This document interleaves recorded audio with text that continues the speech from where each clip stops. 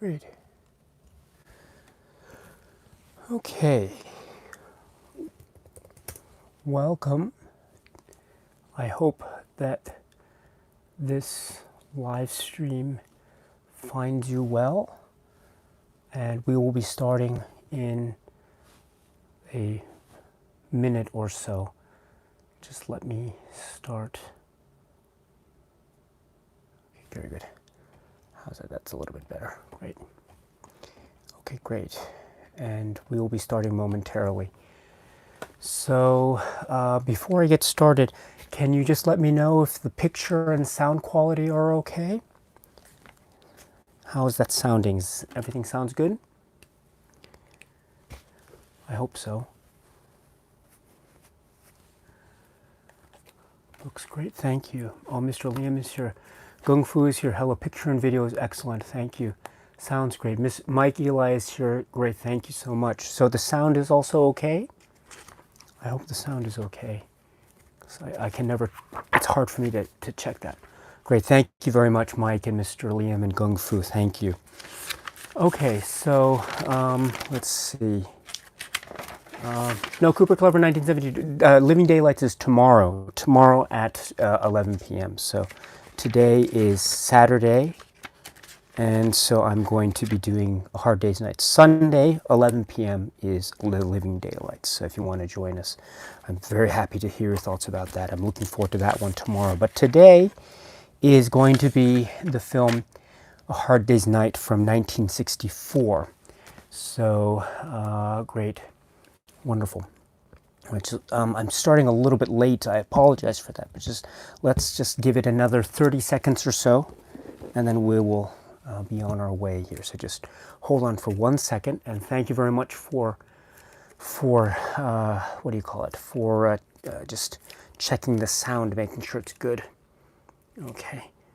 And yes, so today is a Hard Day's Night. Tomorrow, same time is going to be the Living Daylights. So anyway, look forward to hearing your thoughts about that film if you're interested. So once again, the Living Daylights will be tomorrow, 11 p.m. Tokyo time, Sunday, May 31st, 11 p.m. Tokyo time. But today, right now, we're going to be talking about the film that is directed by Richard Lester, screenplay by Alan Owen, and starring the Beatles among other people. So this is a Hard Day's Night. So I look forward to hearing your thoughts about this film later in the proceedings, or throughout the evening today, or the day, or the morning, whatever the time is for you, my friends. But in any event, let us get started, and we will go from there. Let's see. Okay. Great, so the sound is fine. Great. Andrew also says the audio sound is great. Thank you so much for confirming that, my friend. So let us get started. And so, greetings from Tokyo, my friends. This is Daisuke, and welcome to another live stream. We call it the Film Club because we talk about a film, and we have that as the focus of discussion for the entirety of the particular live stream. So today, what the film that is on the schedule is this film, 1964, directed by Richard Lester and starring the Beatles, so John Lennon, Paul McCartney, George Harrison, and Ringo Starr, and others, in this incredibly exuberant, lively, vivacious example of 1960s cinema, but also an example of this kind of, it's not quite jukebox cinema, because I think it's doing something a little bit different than that, although it is perhaps of the same vein in that it is a film that is using a very popular musical group or singer or group of singers and putting in a film. But as you know, for those of you who've seen the film, it's actually a very interesting exercise in this kind of cinema, and it also is a very clever and almost experimental, low-budget, faux cinema verite type of work that is also a work that has a lot of the zing and the pizzazz of Beatlemania, and this is in 1964. And for those of you who know your Beatles history, you'll know that the real explosion, if you will, of Beatlemania globally happened starting around the end of 1963, and then 1963, 1964 is when the Beatles made it big. They were already growing in sort of popularity in the United Kingdom, and it started to spread. The words began to spread across the globe, and then it was just fate, I suppose, or a convergence of many different factors that brought together Beatlemania in the very end of 1963, the beginning of 1964, with the release, I believe, of the song I Want to Hold Your Hand, and it was a #1 song. And by that time, there were already songs that the Beatles released that were really popular in the United Kingdom, the UK charts, but then by this time Beatlemania really was born. And then we have the Beatles going to the United States in early 1964, Ed Sullivan, and the rest, as they say, is history. And then around this time, so a couple months after this, in 1964, the same year, we have the release of this film, which is A Hard Day's Night. And it also, of course, ties into the album A Hard Day's Night, and so there's a number of songs that are probably very recognizable to a number of people or to everyone who knows the Beatles, because it is a film that contains a number of key signature songs from this group. But what I'll plan to do today is to talk about this film in sort of my general impressions of the film itself as a work, and also as a reflection of the Beatles themselves. And I'll try to get into some other little aspects of the film that I find very interesting, tied into the work and the subsequent careers, if you will, of the Beatles. So I think there's a lot going for this that I think hopefully will provide some interesting conversation going forward. So with that, this is going to be a discussion, a live stream discussion of this film, A Hard Day's Night. So with that in mind, my friends, I'd like to say that just as preliminary comments, as I always do, please note that the live chat is open. And so if you want to talk about this film among yourselves or with other people in the live chat, of course, you're welcome to do so. I encourage that very much. I think it's very important to discuss. It's very important to agree where agreement exists. It's also important to express disagreement where it also exists, because cinema is very vast and it's very complex and very complicated. And so, as it ought to, it often does elicit many differing opinions. And so if there's disagreement, that's really fine. I'm very encouraging of that. As always, as I say, I've been so fortunate up to now, as always, to have been meeting a lot of people who, even when they disagree with something I say or something someone else says, there's always a sense of mutual respect. And so I've been very fortunate to have received a lot of respect and courtesy from all of you, my dear friends. And so even where there's disagreement, my friends, I will trust you, and I will, as always, rely upon you to maintain that sense of mutual respect and decorum. You know, it's important to disagree, but it's always important also to make sure we listen to other people's opinions and show our respect for other people's opinions. And so I've been very fortunate with that, because you've always been so nice and supportive of me in this channel, and I know and I trust you that will continue throughout this live chat. So thank you very much in advance for that, my dear friends. Also, with respect to the live chat, please note that I will be trying to address every comment where possible, and I'll try to address every person in the live chat where possible. But again, it's very difficult for me to keep moderating it as I'm speaking, so it's a very difficult task for me. So along the way, I might skip over a comment or someone commenting just by accident my own part. So if that happens to me, in other words, if you find that I didn't respond to your particular comment or things of that nature, please accept my apologies in advance. Certainly not my purposeful intention to do so. It's just that's the way that my brain seems to work. It's just sometimes I just accidentally miss a comment here or there. So I ask for your forgiveness in advance, but I hope you can understand. But I will certainly do my best to address everything in the live chat. However, with that in mind, let me just say that the live chat questions directed towards me, I know there might be a number. And so please understand that I will be focusing my energies today on the film A Hard Day's Night. And so if you have any questions or comments for me about films other than A Hard Day's Night, then please understand with great respect, I will be skipping over those because, as I say, I want to focus my attention and energies today on this film, A Hard Day's Night. And so if you want to ask me a question other than this film, please feel free to leave a comment under a video or elsewhere. I always do my very best, and I hope it's clear. You know, I always do my very, very best to answer everyone. And so if you really want to reach out to me, please feel free to do so in a comment either under this video after the live stream is over or under another video. And I will certainly do my very best to get back to you.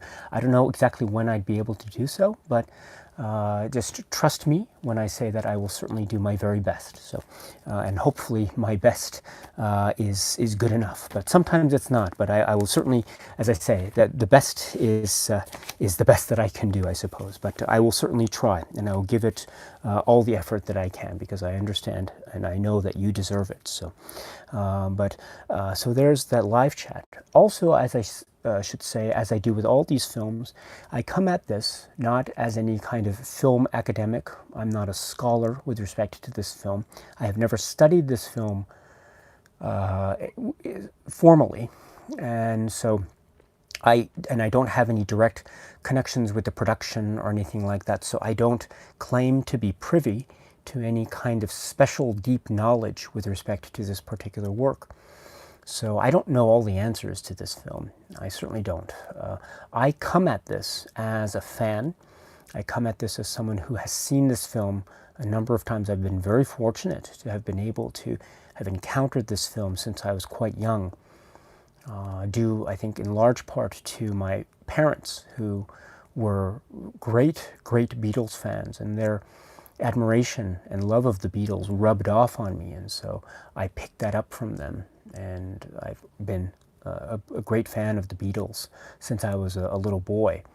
And so based off of that, I've been watching this film quite periodically, in fact, over the years. And there are some versions I've seen, some versions I haven't seen. You know, some versions, you know, sometimes I'll see it with the little intro that were the pre-credit sequence that was tagged onto it later after the fact, you know, the I'll Cry Instead montage. And most of the times it's not. This particular Criterion edition that I have here does not have that I'll Cry Instead montage. So I think that's what was originally intended, for it not to have the montage. And in fact, I think it works better without the montage for a reason that I'll get into in a second. But my point is that I have been very fortunate to have seen this film many times. And so my comments today will be primarily based upon that fan perspective experience that I have with the film, which isn't necessarily the deepest knowledge about the film, and so I don't claim to know every single aspect of it, but I'll try to explain what it is I feel about it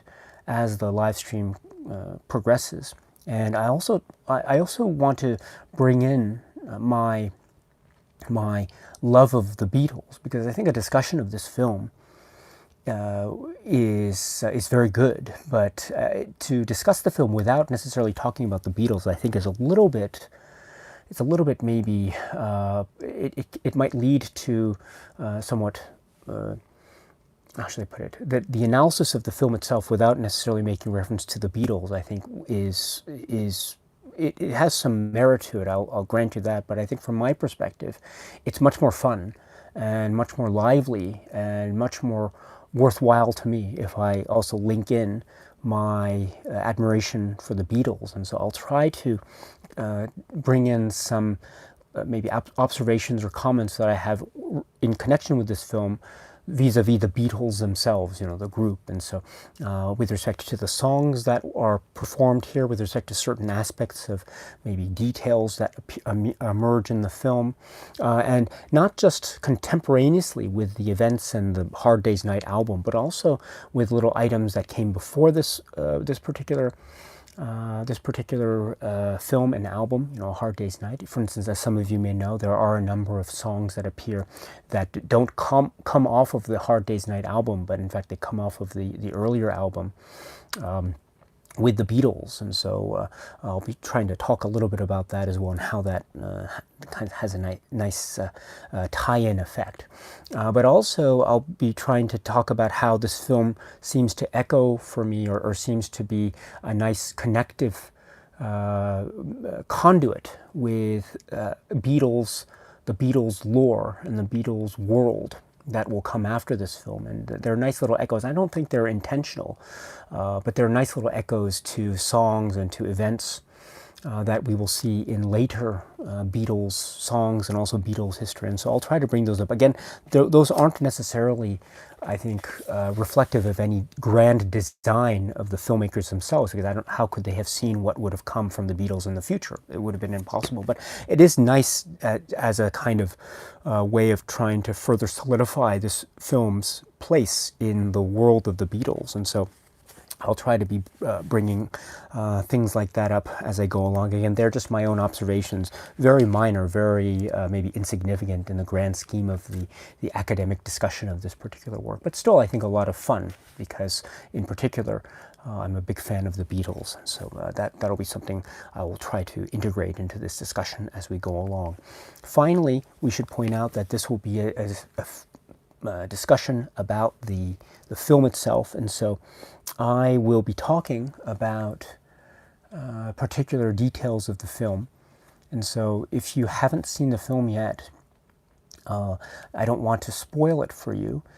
So please, if you haven't seen the film yet, please turn off this live stream and watch the film first. I would strongly recommend that you do so.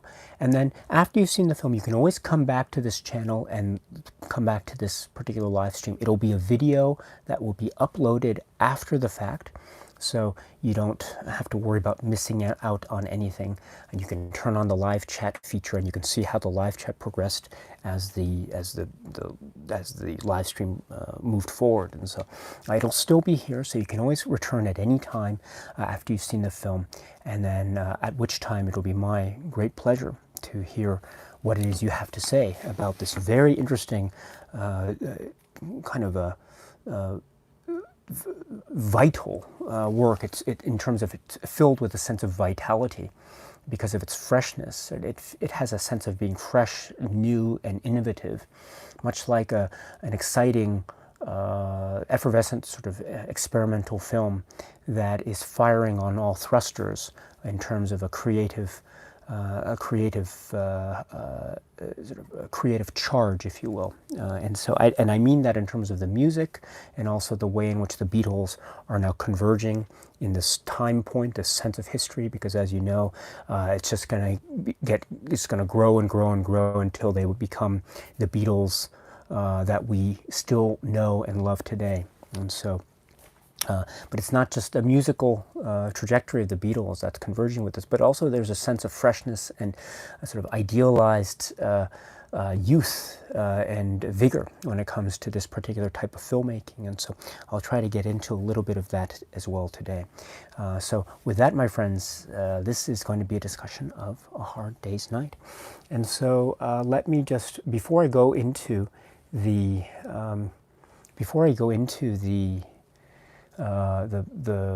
film directly, and before I go to the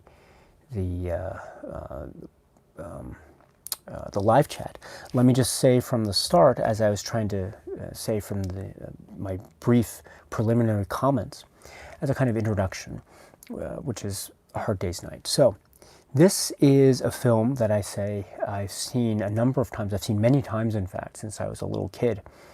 And the Beatles have also been something that has been around since when I can remember. And this is because my parents, my mother and father, were very big Beatles fans. And I just remember listening to Beatles songs being played in the house, or in maybe on cassette tapes, when they play cassette tapes in cars and have long drives, etc. And that sort of thing. And so this was a very, how should I put it, this was a very important and integral part of my growing up, listening to Beatles songs. And when I was younger, I remember I was very much attuned, I think, more or less to the earlier stuff, all the way up to maybe up through to Rubber Soul, and maybe a little bit into Revolver, because that's what my parents were really interested in and really loved to listen to. And then when I got a little bit older, maybe in my mid to late teen years, and then especially when I got into college, I really got into more of the later stuff. So everything, still Revolver was included in that, but everything post-Revolver, Sgt. Pepper's Lonely Hearts Club Band, right, the Magical Mystery Tour, the Beatles, what's also known as the White Album, Let It Be, Abbey Road, and then that sort of thing. And then along the way as well, when I was growing up, the anthology series came out, and then those anthology discs also came out, and more Beatles stuff started to emerge. Official releases, there were always bootleg things of that nature, and it was very difficult for me to listen to a lot of those, but I did listen to my share. But then there were official releases of more stuff, live at the BBC stuff, but the core stuff was something that was always with me, and I would always listen to, and I'd always there would be some times in my life, or in my frame of thinking or my feeling, where I'd feel that, oh gosh, I want to listen to this kind of song or that kind of song, or maybe this, I'd be interested in more listening to Abbey Road more than with the Beatles or something like that. But then there were other moments in my life where I feel, oh no, I want to listen to Help, or I want to listen to A Hard Day's Night, or I want to listen to some of the singles, some of the earlier ones, and just depending on my mood, the Beatles songs. There would always be a Beatles song that would match my mood, whatever it was. And so that's what I loved about it, and it became a part of my life, and I was listening to them constantly. There was a period in my life where I was listening to them quite constantly, and during that period, I was also watching the movies rather voraciously, perhaps. And this was when I was, again, in my late teens, so maybe high school, college years. And it was around that time that I was just watching films like A Hard Day's Night, Help, even Magical Mystery Tour. I was just watching over and over again, just trying to get a feel for these very charismatic, cool guys, and not just their songs were things that were impressive to me, which they were incredibly impressive to me, but just their demeanor and their rapport and their chemistry with each other and with the people around them. It was just one of those electrifying, beautiful things. And so it was with that spirit that I came to A Hard Day's Night, and it's been a wonderful experience for me ever since. And I am just so filled with happiness whenever I put this on and watch this. I always laugh and I chuckle, and I always try to keep up with the words and the expression, because as you know, for those of you who've seen the film, as you know, there are so many things about this film that are very on the one hand, they seem they're clear on the one hand, but yet they're sort of dialect driven. And this is, I think, fueled by the really sharp writing, the Alan Owen script, which is really a marvel, because this is scripted, right? This isn't a cinema verite documentary. This is a scripted film, and in many senses, it's a fictionalized account of this kind of moment in Beatlemania. I mean, it's not really a day in the life necessarily, because it's really a day and then a night spent in a hotel and then the following day, right? And then you ride into a helicopter to Wolverhampton because there's a midnight matinee that Norm, the manager, has scheduled. And so they have to run immediately after the show. The TV show, this performance has been completed, right? And they have to run to the helicopter, and therein lies the end of the film. And so, so this is kind of a day in the life plus of the Beatles, but it's fictionalized because we know for one reason, for one thing, that these characters that occupy the periphery, the surrounding area of the Beatles epicenter, if you will. So Norm, the manager, and Shake, who's like the roadie or the assistant, and others, the TV programmer, manager, a director, right, and the like. You know, these are all fictionalized characters. I mean, they're caricaturizations that surround this, and also the grandfather and all that stuff. This is all fiction, right? It feels real because at the center of it is the Beatles, but the Beatles themselves are not themselves, right? Because we understand that these are all, this is acting. There's a camera, and there are lines that are being said, and there are certain scenarios that are being presented through this film. And so, on the one hand, we have to understand that this is fiction. On the other hand, these are the Beatles, and they are playing people who are named themselves. So John Lennon plays John Lennon, George Harrison plays George Harrison, and Paul and Ringo accordingly. And so they are real people, but they're in this fictionalized world that's set up for them. That is still, in many senses of the word, like a parallel to the real life experiences of the Beatles during this early phase of Beatlemania.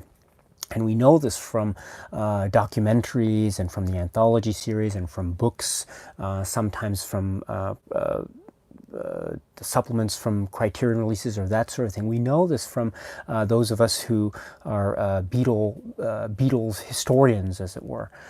So we, on the one hand, there is a certain semblance of truth in the kind of lifestyle that we see depicted in this day and a half or so that we see in A Hard Day's Night, in terms of the crowds that would be surrounding them, the young kids, especially the young girls who'd be just going wild with excitement and frenzy whenever the Beatles were around, and the living in sort of the lifestyle in the hotel room, the sort of the ins and outs of backstage life and that sort of thing, interaction with reporters, interaction between and among themselves, and that sort of thing. And it's been documented very much, in general anyway, that the sort of free-spirited reverie and sort of delicious, juicy comedy that came from the characters as presented in this film are really, in many ways, reflections of their own personalities, at least how they express themselves in real life and how that was documented in real life. And so, on the one hand, this is a fictionalized account, but also this is seen as being, in essence, a capturing an essence, if you will, of what the Beatles were about. And so it is fiction, but it is also something that is connected with the lore of the Beatles. And so in that sense, it occupies a very interesting space cinematically in terms of what it is trying to achieve, right? Because it straddles this line of being, it's a pure fiction, but it is also borrowing elements from the real world and mixing them and swirling them in a way that is further made complex, or maybe even complicated, by the fact that it's shot in a black and white grainy style and sometimes handheld, which can be oftentimes taken for a kind of cinema verite style. I know it's not a cinema verite style itself, because it's a very stylized, very uniquely put together work that is reliant also on some really interesting editing tricks that are far removed from the cinema verite style. So I don't want to suggest that it is all completely a kind of faux documentary, although part of it is, or a lot of it is. But there are elements that I think are trying to emulate that or mimic that, to further give credence to this idea that what we are seeing is sort of real life made fictionalized, if that's a good way of putting it. And so But that is also tempered by other aspects of the filmmaking style, namely certain absurdist elements, certain almost surrealist elements, things that couldn't be real. John in the bathtub and then the water goes down and he's not there anymore. Mr. Can we have our ball back in the train, right? And suddenly the Beatles are running outside, right outside of the train window, which is absurd, right? Or things of that nature. And then things about reality are sort of pushed to the limit. But this is also, I think, an expression of a very irreverent and very lively and spirited style that is, I think, meant to be reflection of the Beatles' free-spirited and wildly inventive style, both in terms of their music, but also in terms of the personas that they had and they showed to the world, which we understand from biographies and historical accounts of the Beatles. We understand that this was all, it wasn't an act, this wasn't their made-up personas, this is who they are. And so that feeds into a lot of what I think is wonderful about this. It is a fictional film, but it doesn't feel fake. Right? It feels, there's something of an authenticity about it, which I find very refreshing and rewarding, and still very, very engaging and very charming, even to this day. So with that, the kind of admiration that I have for this film, I will try to temper my comments with respect to this film going forward. So that's my general opening salvo when it comes to this work. But with that in mind, my friends, let me just go to the live chat and then we will continue our discussion going forward. So with that, my friends, let's see. So joining us is also Erwin. Hello. Great. Thank you very much. And thank you. Yes, I got my haircut yesterday. So yes, it was, Japan, and in particular Tokyo, the situation, the world situation, and the governments sort of relaxed the measures, and so things are slowly beginning to open up. But so I took the opportunity to get my haircut, first time in a couple of months actually. So it was really nice doing that. But let's see. And let's see here. Mr. Liam says, oh, Andrew says, greetings from Ohio. Hello. Mr. Liam, hello. You say, I love the Beatles. A Hard Day's Night. I have the Criterion Blu-ray. Great. Wolfgratz is here. Hello. And let's see. Let's see. John Perry, hello. You say, hi, Daisuke. I'm amazed by the picture quality on this release. It's crystal clear. Also, it's a lovely package all over. Yes, I agree. Cine Arts, hello, our dear friend. Hello, Daisuke. I love this film, and the Beatles are my absolute favorite band. Oh, the Masters. Lennon and McCartney are some of my heroes. This is the best Beatles film for me, and the album is masterful. Yes, Lennon and McCartney, right? Of course. I mean, I can't add anything further to the conversation that has been had for years on the masterful nature of this duo.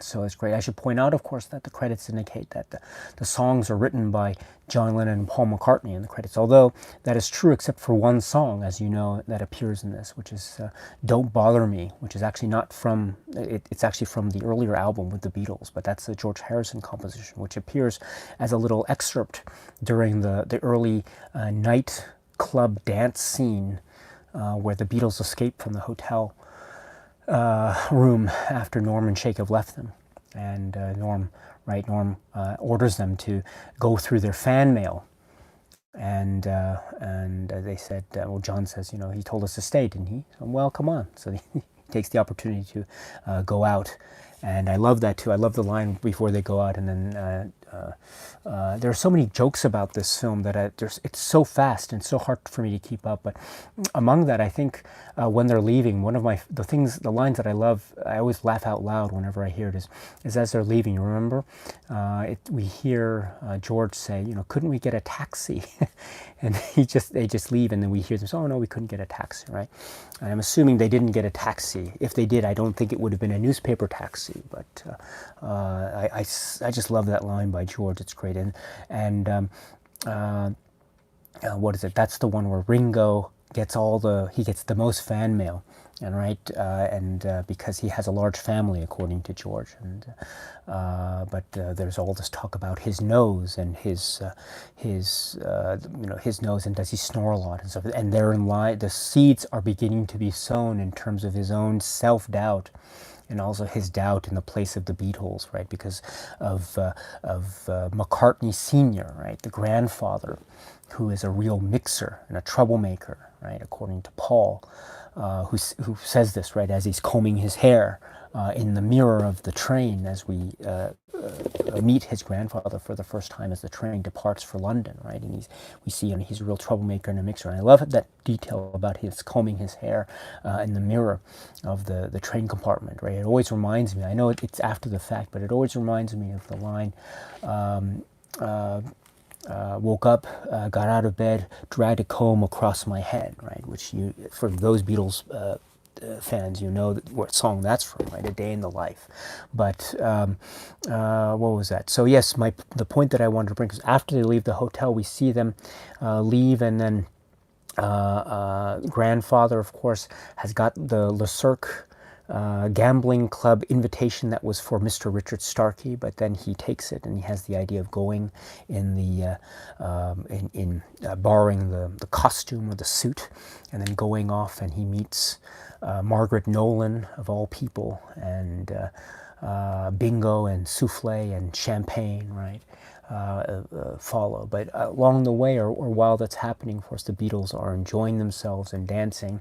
Ringo has that wonderful dance with his arms, very famous, right? And he's sort of the life of the party, as it were, on the dance floor as well. And George also has that wonderful sort of not hip hop, but hippity hop sort of rabbit hop jump dance style, which is really nice. And then you see him singing along to that first number, right? I Want to Be Your Man, and you see him clapping along. And John, and we see Paul sitting on the couch. John is also seen sitting down later. So they're not dancing, but it's George, and in particular Ringo, who's dancing. But then the first number is I Want to Be Your Man. And then the second number, after we cut to the casino, we cut back to the dance floor, and we hear the song Don't Bother Me. Right, the George Harrison number, I've got no time for you right now, don't bother me. Particularly, I love that song for the way that George says, what is it? Because I know she'll always be, right, the only girl for me, right? So, but anyway, I'm sorry. So my point is that, what was I saying? So the credits indicate Lennon and McCartney wrote all the songs, but in fact, there's one song, Don't Bother Me, which emerged in this particular movie, excerpt of it anyway, and that was written by George Harrison, of course. But anyway, yes, you're absolutely right, Cine Arts. Lennon and McCartney, they're legendary, absolutely legendary. And so, it's in fact, yes, and Wolfgrat says, Wilfred Bramble, yes, is a clean, very clean. Yes, very, very clean. And that's another sort of conceit. I think it's a reference, right, to Steptoe and Son. He's meant to be dirty, but here he's very clean, and that's one of the conceits. Although I always like that too, because on the one hand, right, the grandfather and his character is meant to be this clean-cut looking guy on the one hand, an elderly gentleman, rather innocent looking, but we know that he is a troublemaker. Almost, and if you think of Othello, he's almost like Iago in that he sows the seeds of doubt everywhere, right? From Norm and Shake, they never had a fight in their life, and then 2 minutes in, and they're arguing about Norm's height. I can't help it, right? I can't help being taller than you, Norm. And then he just sows the seeds of doubt everywhere he goes, to the TV director and all the backstage politics about musical direction versus visual artistry. And what does John say? I can listen to him for hours. And then, but then the main plot, if we can call it that, is the seeds of doubt that he sows in Ringo, and around the middle or the 2/3 into the film, and how Ringo should be enjoying life. He should be parading, right? That's his word, parading, instead of sticking his nose into, how does he call it? It's not a book, it's a book. And so that's begins the final act of the film in terms of Ringo's desertion, momentary desertion perhaps from the band, but still it's a desertion. He calls himself a deserter when he sees the boy by the riverbank, as you remember, who is not 11, who's not 10 and a half, but 10 and 2/3, right, according to what he says. And but the point is that the grandfather, yes, he's a clean old man. He's very clean. He's always referenced as being very clean. But I always liked that little detail too, not just in terms of the actor and his own pedigree and what he was famous for up to or prior to A Hard Day's Night. So the reference to clean versus dirty. But also I like that it always reminded me, again, I don't think there was an intentional connection with a later song, but it always reminded me also of the song, you know, the Beatles song Paperback Writer. The part of the lyric is, what is it? It's a dirty story of a dirty man and his clinging wife understand, or something like that. And I always like that. It's a paperback writer. It conjures up this image of a book, right? And the whole thing about the grandfather and Ringo when they're in the canteen. What is he doing? Ringo's reading a book. It's Anatomy of a Murder, right? He's got this. His hand is covering up the title, I think, rather strategically, but you can kind of tell it's. I think it's Anatomy of a Murder, and that's where the seeds are sown rather directly, in terms of his wanting to parade, enjoy life, rather than stick your nose in a book, right? But that image of Ringo reading a book almost is very reminiscent. He's reading a paperback, if you will. So he's not a writer per se, but it's a paperback. So that always conjured up the song Paperback Writer, which is, of course, after the fact of this film, I understand. But also the idea of him, the grandfather, being clean. He's a clean man, but we have this reference in Paperback Writer. It was a dirty story of a dirty man. So I always found that to be a very nice little, maybe unintentional, still very nice, soft connection, if you will. But let's see. Yes. So he's a clean old man, but he's also a troublemaker and a mixer, and it's really great. And speaking of the grandfather, this also brings another interesting point, which I'll just mention very briefly, and I'll go on. One of the great joys of this film for me is its use of language. I'm not British. I've lived in England in the late 80s for maybe 3 or 4 years, but I can't claim to have a grip on the entire glossary, if you will, of British idioms and ways of speaking English through the lens of the British idiom. So with that said, this film, A Hard Day's Night, is filled to the brim with expressions and slang and those sorts of terms that are not just tied into what I would call the British idiom or certain aspects of the British idiom. And I acknowledge that there are many vast subcomponents of the entirety of British idiom, or the English usage or the British usage of English. This is, I think, one subset of it. This particular group hails from Liverpool, after all, and so there is a certain way of speaking in terms of the accents as well as the usage of English that I think is very fascinating and interesting. And so I'm listening to this, and I have the subtitles on because I want to catch all the words. I don't want to miss anything. And so I'm always very fascinated by this film in terms of its use of English. Some of the expressions are really quite creative and very things that I'm not aware of, because not only is it a sense of British idiom, but it's also linked to the time period. For instance, when George is talking to in the office, and they're talking about the trendsetter, Susan, and she is the symbol for his generation. Simon and Dolly, right? So, Sonny Jim, and the cool thing now is to care about the world and be right wing or something like that. And he says, what he said, the old adenoidal, stop with that old adenoidal glottal stop. And this sort of English, it's quite revealing of a lot of very difficult vocabulary words on the one hand, but also a use of slang on the other hand that I think George, of course, the point of the scene is that George usurps what this guy who's essentially a kind of, I mean, he's kind of a trendsetter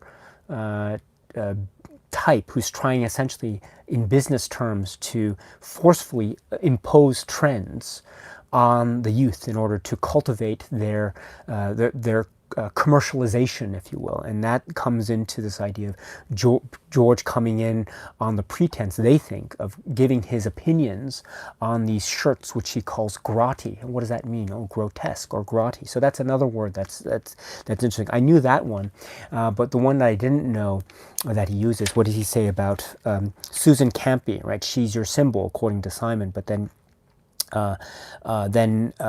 George says, no, yeah, we watched her on the telly for a giggle, right? Once we sat down and we started to write these letters saying how gear she was and all that rubbish. And then she says, she's a drag and all that thing. So it's interesting how he comes in under the sort of false pretense, unknowing to him, of course, because he didn't mean to go in there in the first place. But the Secretary Dolly sort of dragged him in there, not necessarily knowing that he was there by accident, but he was there to give his opinion. But it wasn't really his opinion, right? It was, they won't be his opinions, but these are sort of falsified or falsely created opinions for the sake of creating an aura around a commercially created thing that is, of course, meant to be compared to the authenticity, if you will, the homegrown authenticity of the Beatles and their own authenticity, which I always found to be a nice sort of commentary, if you will, on the state of the sort of commercialization of youth and the youth music and all that entailed, right? And George comes in here and he just usurps it, not by any sense of purpose, but just by being who he is and just being him naturally, right? And what does he say? Because as he says, he's quite prepared for that eventuality. And so I always found that to be a very nice symbol or image of what one aspect of the film is, which is essentially authenticity versus a forced fakeness. And the Beatles usurp that fakeness because we understand that they are authentic and real. And we understand that further because we understand that this film is a sort of reflection, if you will, of who they really were, which is, I think, even more made pronounced by scenes like this. But speaking of the language, I was saying about the language, I always thought that this, for instance, the word gear, you notice how he uses the word gear here. George, he says, when he's talking about Susan Campy and how rubbish she is, and he also calls him a drag. She's a drag, a real drag. And then he also says, they're going to write letters about her saying how gear she was and all that rubbish. And so the word gear, I always thought was meant to be like a word slang at the time, meaning posh or cool. In fact, another part of the film, when the Beatles are walking in the hallways, in the backstage hallways, John passes a guy who's wearing this sort of ornate, maybe like pre-20th century sort of get-up. I think it was for the operetta scene. And then John says to him, "Oh, gear, costume." And the gentleman says, "Swap, cheeky," or something like that. So he says gear, costume. And so I always thought it's the same word, gear. I always thought gear meant cool or hip or chic costume. But the way that George uses it in this particular scene, it's the opposite. It's rubbish or fake or not cool. Maybe akin to grotty or a drag. And so I always found that's an example of how I love the use of English in this film. And I find that I can't understand all of the little nuances that are going on. Especially because there are so many asides to, especially the way the Beatles speak. They speak sometimes on camera, but also off camera, and they speak very quickly and with a lot of speed. And so sometimes we can't catch everything that they say without the aid of subtitles, at least in my particular experience with it. But my point is that I really love the use of language and how evolving it is, and even within the film itself, right? The word gear, I thought had a positive connotation to the meaning, but in fact it's used within the same film by George in a slightly negative way. And so it's almost like the word is evolving as the film is progressing, and so I really enjoy that. But the language, one of the things I always found was a great mystery, and I've always tried to, I don't know if I've been so successful or so very insistent on trying to figure out the answers to this, but in terms of language, I love this film, but also it generates a lot of mysteries to me, because a lot of the time uses of language really leave me baffled and absolutely confused as to what is actually being said. For instance, the grandfather, when he's talking to Ringo in the canteen, he's saying you should be parading, right? You should be going out, living life, meeting girls, is essentially what he's saying. Is, you should be meeting a lot of women instead of just being here stuck in a canteen, buying tea or coffee for this old man and reading a book, right? And what does he say? He says a number of things, he says, have you ever given a girl a pink-edged daisy? And this phrase, pink-edged daisy, I've always been curious as to this meaning, and I've never understood what it means. I can kind of guess as to one of the possibilities of this particular meaning, if one wants to take it to a kind of lascivious connotation. And so I always found that to be quite an interesting phrase, although I don't necessarily use that phrase in my own daily life, but I always found that to be a very ambiguous phrase, and I always thought it was very interesting, especially in a film like this, because there are quite a number of double entendre jokes that are being mentioned, in particular by John. There is a double-edged nature into his comments, and a lot of the time they're of a double entendre sexual nature. I think more than the other three.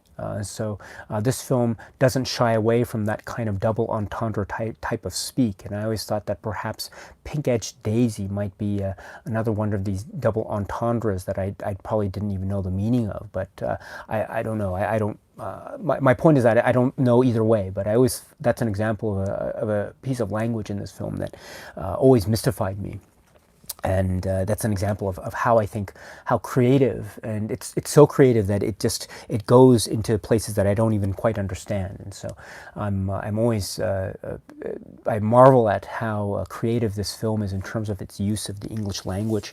In terms of little things also, like when they're talking early about Ringo snoring. You remember that in the early part of the film, Ringo saying, "Do I snore?" And it's all this talk about his nose and don't make fun of him and things like that. But what does he say? What does John say? He's yes, it's a right window rattler, and it's referring to the noise of the snoring, I suppose.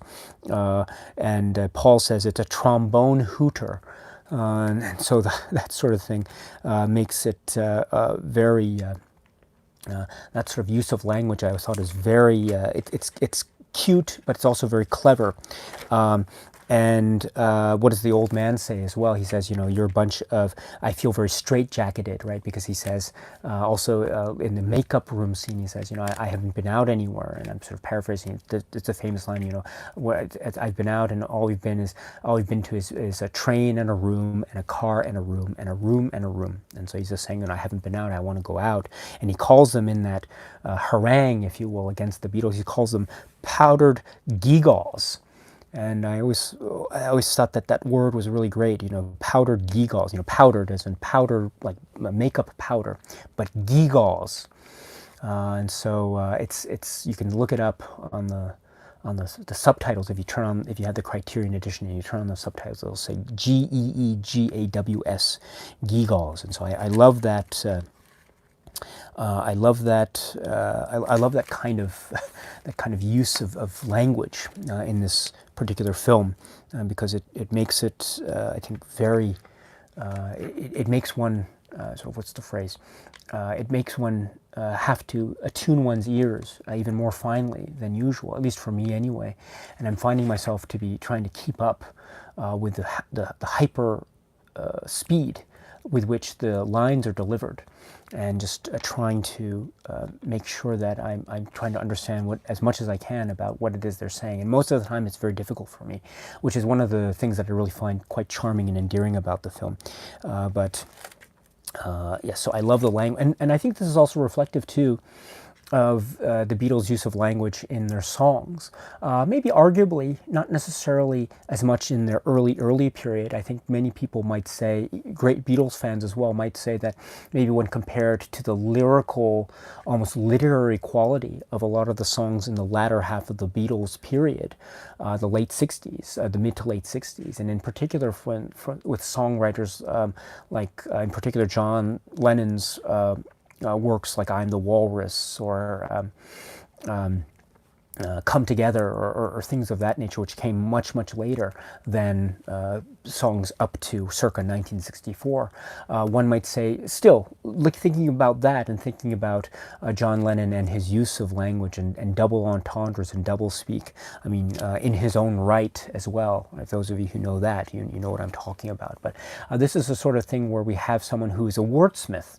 The Beatles are wordsmiths, and in particular, I think someone like John is quite a wordsmith, and so I think it's only natural that we see this kind of reflection of the use of a sort of creativity in the use of English language in and around the world that the Beatles occupy, because this is what they seem to be representing. It's not just, it is on the one hand an expression of a kind of liveliness and taking and being very clever in day-to-day goings on in terms of the interactions with other people and stuff, but also take the interaction with the reporters, for example. I mean, it's all very clever comebacks and little asides and these sorts of things, and really playing with language. How did you find America? Turn left at Greenland. Has success changed your life? Yes. No, actually, we're just good friends. Are you a mod or a rocker? No, I'm a mocker.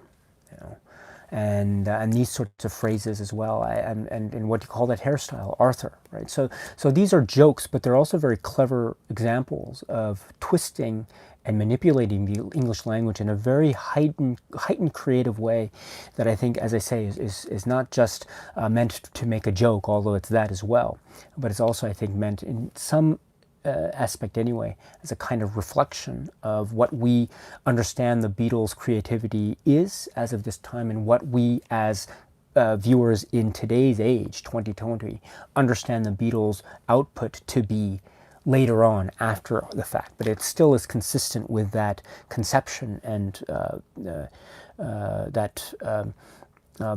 career output, if you will, of the Beatles. I mean, everything that we see here expressed here in Alan Owen's language is done in a way that still feels consistent with the overall Beatles aura that we come to know it here and now. And so I really like how this film has this really sense of being almost having a kind of clairvoyant type of consistency with the Beatles' lore and the Beatles' world, even before it even existed, at least in 1964. So, that's just wonderful examples of why I think this is a film that is worth cherishing even now, just in terms of its language and in terms of its clever uses of language and comebacks and retorts and that sort of thing. So, but anyway, so sorry about that.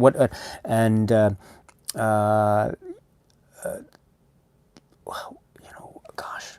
What does George say in the makeup room? I hope he won't interfere with the basic concept of my personality, will you, madam? Like, who says this? It's this sort of thing which I find quite extraordinary and still very fresh to this day. And before I forget, let me also just say I did mention that this film has a number of double entendres and a lot of sexual-based humor, and a lot of it comes from John, I think, in particular.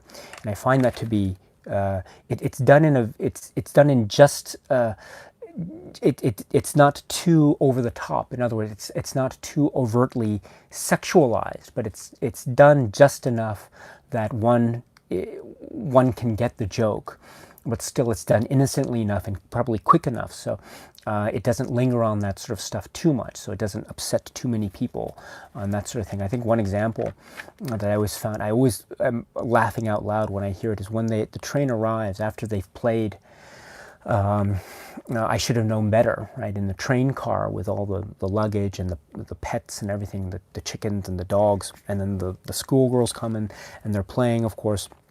I should know better. And then if the song ends and the train arrives in London, and what does Norm say? Norm says, the place is surging with girls. And then it cuts to John, and John does that little schoolboy-like thing. He says, "Oh, please, sir, can I have one to surge with, sir?"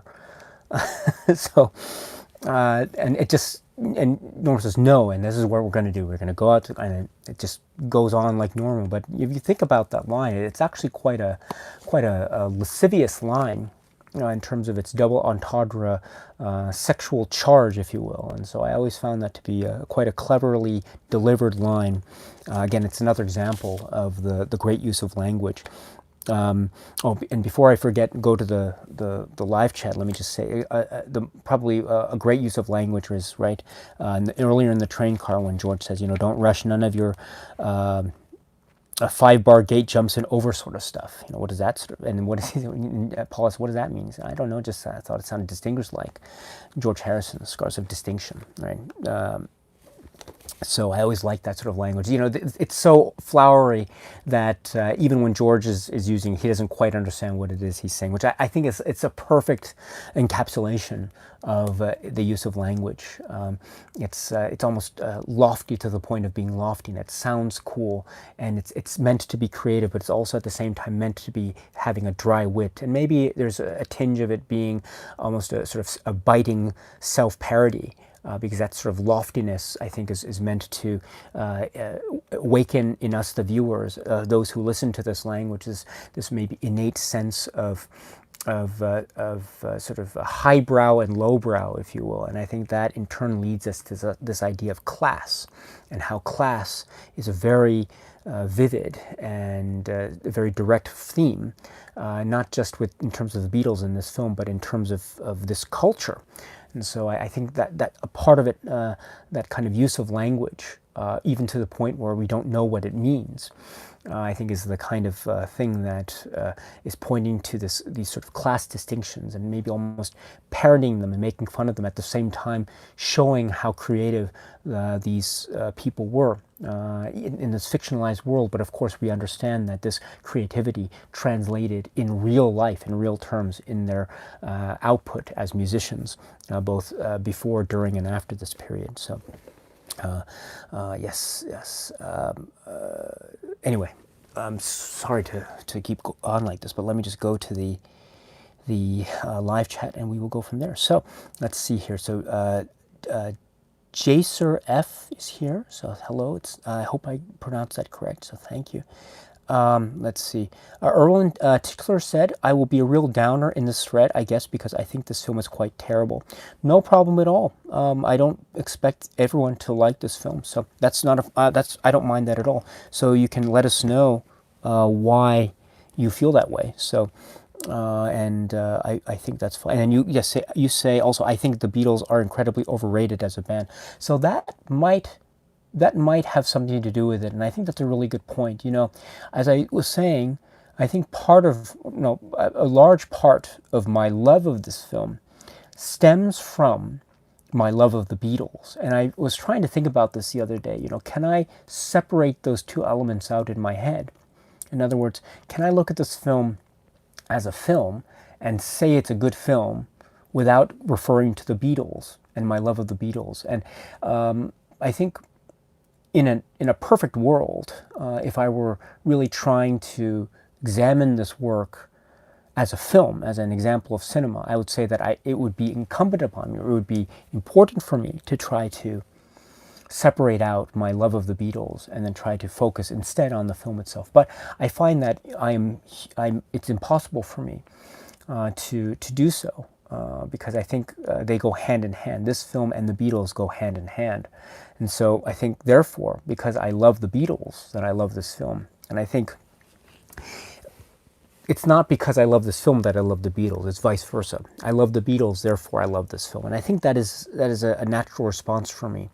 And so I should make that clear. I think this comment by Erwin, I think, is very well taken, because this also goes to the point. Okay, so what about someone who doesn't like the Beatles, right? Because this music doesn't have to be liked by everyone. I don't think it has to be. It should, and it doesn't have to. It shouldn't be liked by everyone, because everyone has his or her own tastes, and so I think that's a perfectly legitimate approach to have, right? You don't necessarily have to like this particular kind of music. And so, what does that do for a viewing of this film if one is not necessarily into this sort of music? And I think that there's something to be said about one being affected, or one's viewing of this film being affected by that kind of outlook. And I think that's a very fair, critical approach to have. I would suggest, however, that this maybe looking at this film also as in terms of how it's being shot, in terms of the way that the editing is integrating with the music, or going against the music, almost contrapunctal, I think the word is, I forget, but the way that things are either running in parallel with each other or in contravention with each other. And also the way in which the camera either lingers or the camera zooms and cuts to create a flurry or flourish of a visual joke, which I think is very integral and inherent to Richard Lester's overall cinematic style. If you know the works of Richard Lester, you know that he is a filmmaker that is very much into this sort of, I would say he is into this kind of British wit or humor translated into visual terms. And so but that's not all, of course, but I think that's a major component of his cinema. And so I think maybe on paper, it is possible to try to look at this film on its own merits. And if that is indeed the case, then we should look at, as I say, the style and the way that the beautiful patchwork elements of it, I think, come together to form this, I mean, admittedly, it's not a very detailed plot in the sense of a narrative. It's just the Beatles arrive and they stay the night in a hotel. They get into these misadventures that are caused almost entirely by the clean old man who is Paul's grandfather. And then they go to the studio, they practice a song, they go back, and they practice another song, and they go back. Ringo leaves, and then he comes back, and they practice, and then they have their performance, and then that's the end, right? So that's the whole song, that's the whole film, right? It's not a very intricate plot. It's just, but it does have, I think, clever uses of English language that I was trying to say before, which is, I think, expressions of jokes and wit. But comedy, as we know, is not a timeless thing, right? And comedy doesn't always translate to every single viewer around the world at every single point in time. So that's also very much a part of this too. If one isn't necessarily into the kind of comedy that this film is really thriving upon, then perhaps this won't be as enjoyable experience as others. And I think that's a very legitimate thing to say. And there's no problem with that kind of approach at all. And so please, you can dislike the film, and please let us know why as well. And I certainly won't be offended. Please, that's the whole point of these live streams, is to just share these views. I think the world would be a very dull place if we all had the same exact view about every single thing at every single point in time. So yeah, cheers. And not a downer at all, but your input and your contribution is essential, absolutely essential. So please keep it up. So thank you. Dennis A says, let's see. Okay. Oh, thank you very much. So Dennis A is here. So thank you very much for your kind words. Thank you. Let's see. Let's see here. Mark says, love this film, very different to the high budget Help. Yes, it is very different, which is the next film, Beatles film, also by Richard Lester. But this is a pretty this is a pretty different work entirely, I think. Alan is here. Hello. I hope you're well, my friend. Great haircut. Thank you very much. Yes, I got my haircut yesterday due to sort of relaxed government measures and sort of taking care to go out as well, but still needing to go to the haircut. So, so thank you. Gresh Too Fresh is here. Hello. Let's see. Zara P is here. Hello. I think all bands have fans and also people who don't like them. Yes, well said. Personally, I love them, and you're talking about the Beatles here, especially their later albums. Yes, excellent. So, so I agree. I absolutely agree. And let's see. And then let's see. I'm just keep on going here. Oops, sorry about this. I'm just scrolling down here. There's a lot here. Great, great. Sorry about this. Just give me 1 second here while I just readjust. Okay, here we go. Let's see. So let's see here. And okay, here we go. So Tim says, back to A Hard Day's Night. Before the lockdown in London, I visited a few of the sites shown in the film, including Marylebone Station. Oh, fun to see them in real life. Oh, that's great. And then Zara P says, mine, you're talking about your copy of the film. Mine is a 50th anniversary Blu-ray. I also have it on VHS, but I need to get a VHS player so I can see what cut of the film is on there. Yes, yes, so that's also a very important thing. What version, that have that I'll Cry Instead pre-titles montage or not, which I understand isn't meant to be it wasn't meant to be part of the film itself, right? And I understand that too, because as you know, the film begins with that chord, down, and then it begins the song, right? It's been a hard day's night. And then we see, of course, 3 of the Beatles running down the street being chased by these young kids, both boys and girls, right? That's also a very interesting detail. I mean, it's known, of course, that a lot of young girls were really excited when the Beatles were around, and that sort of created this, what's called the Beatlemania craze, if you will, which was understandable because you're dealing with these huge, huge stars, which just became stars overnight, and it was just a huge phenomenon, right? But there were boys there as well, and check the moment where it's a very famous moment where they're running down the sidewalk there, John, George, and Ringo, and they're running down the sidewalk towards the camera, and then George trips and falls, and it wasn't meant to happen. It was probably an accident, and you see John just laughing out loud, saying, "Oh my goodness, you tripped!" And fortunately, George looks okay. He doesn't look too injured, right? But when that happens, you notice the people in the back, the kids in the back. There's some boys that are in the immediately following them, and they kind of stop. They're like, "Oh my gosh, should we stop?" It's almost like, should we stop filming, that sort of thing. But then the Beatles get up and they run and they proceed as planned, I suppose, and then the chase follows. And so my point is that the film needs to start with this very imposing, very iconic chord that starts the song. A Hard Day's Night starts the song, dung. That's supposed to announce something huge and mammoth, an epic which is about to begin. It's not just, it's the announcement of the start of the film, but it's also in many ways the announcement of the emergence of the Beatles. And here they are running towards us into our lives and our hearts, and we will never be the same, right? So that's dung.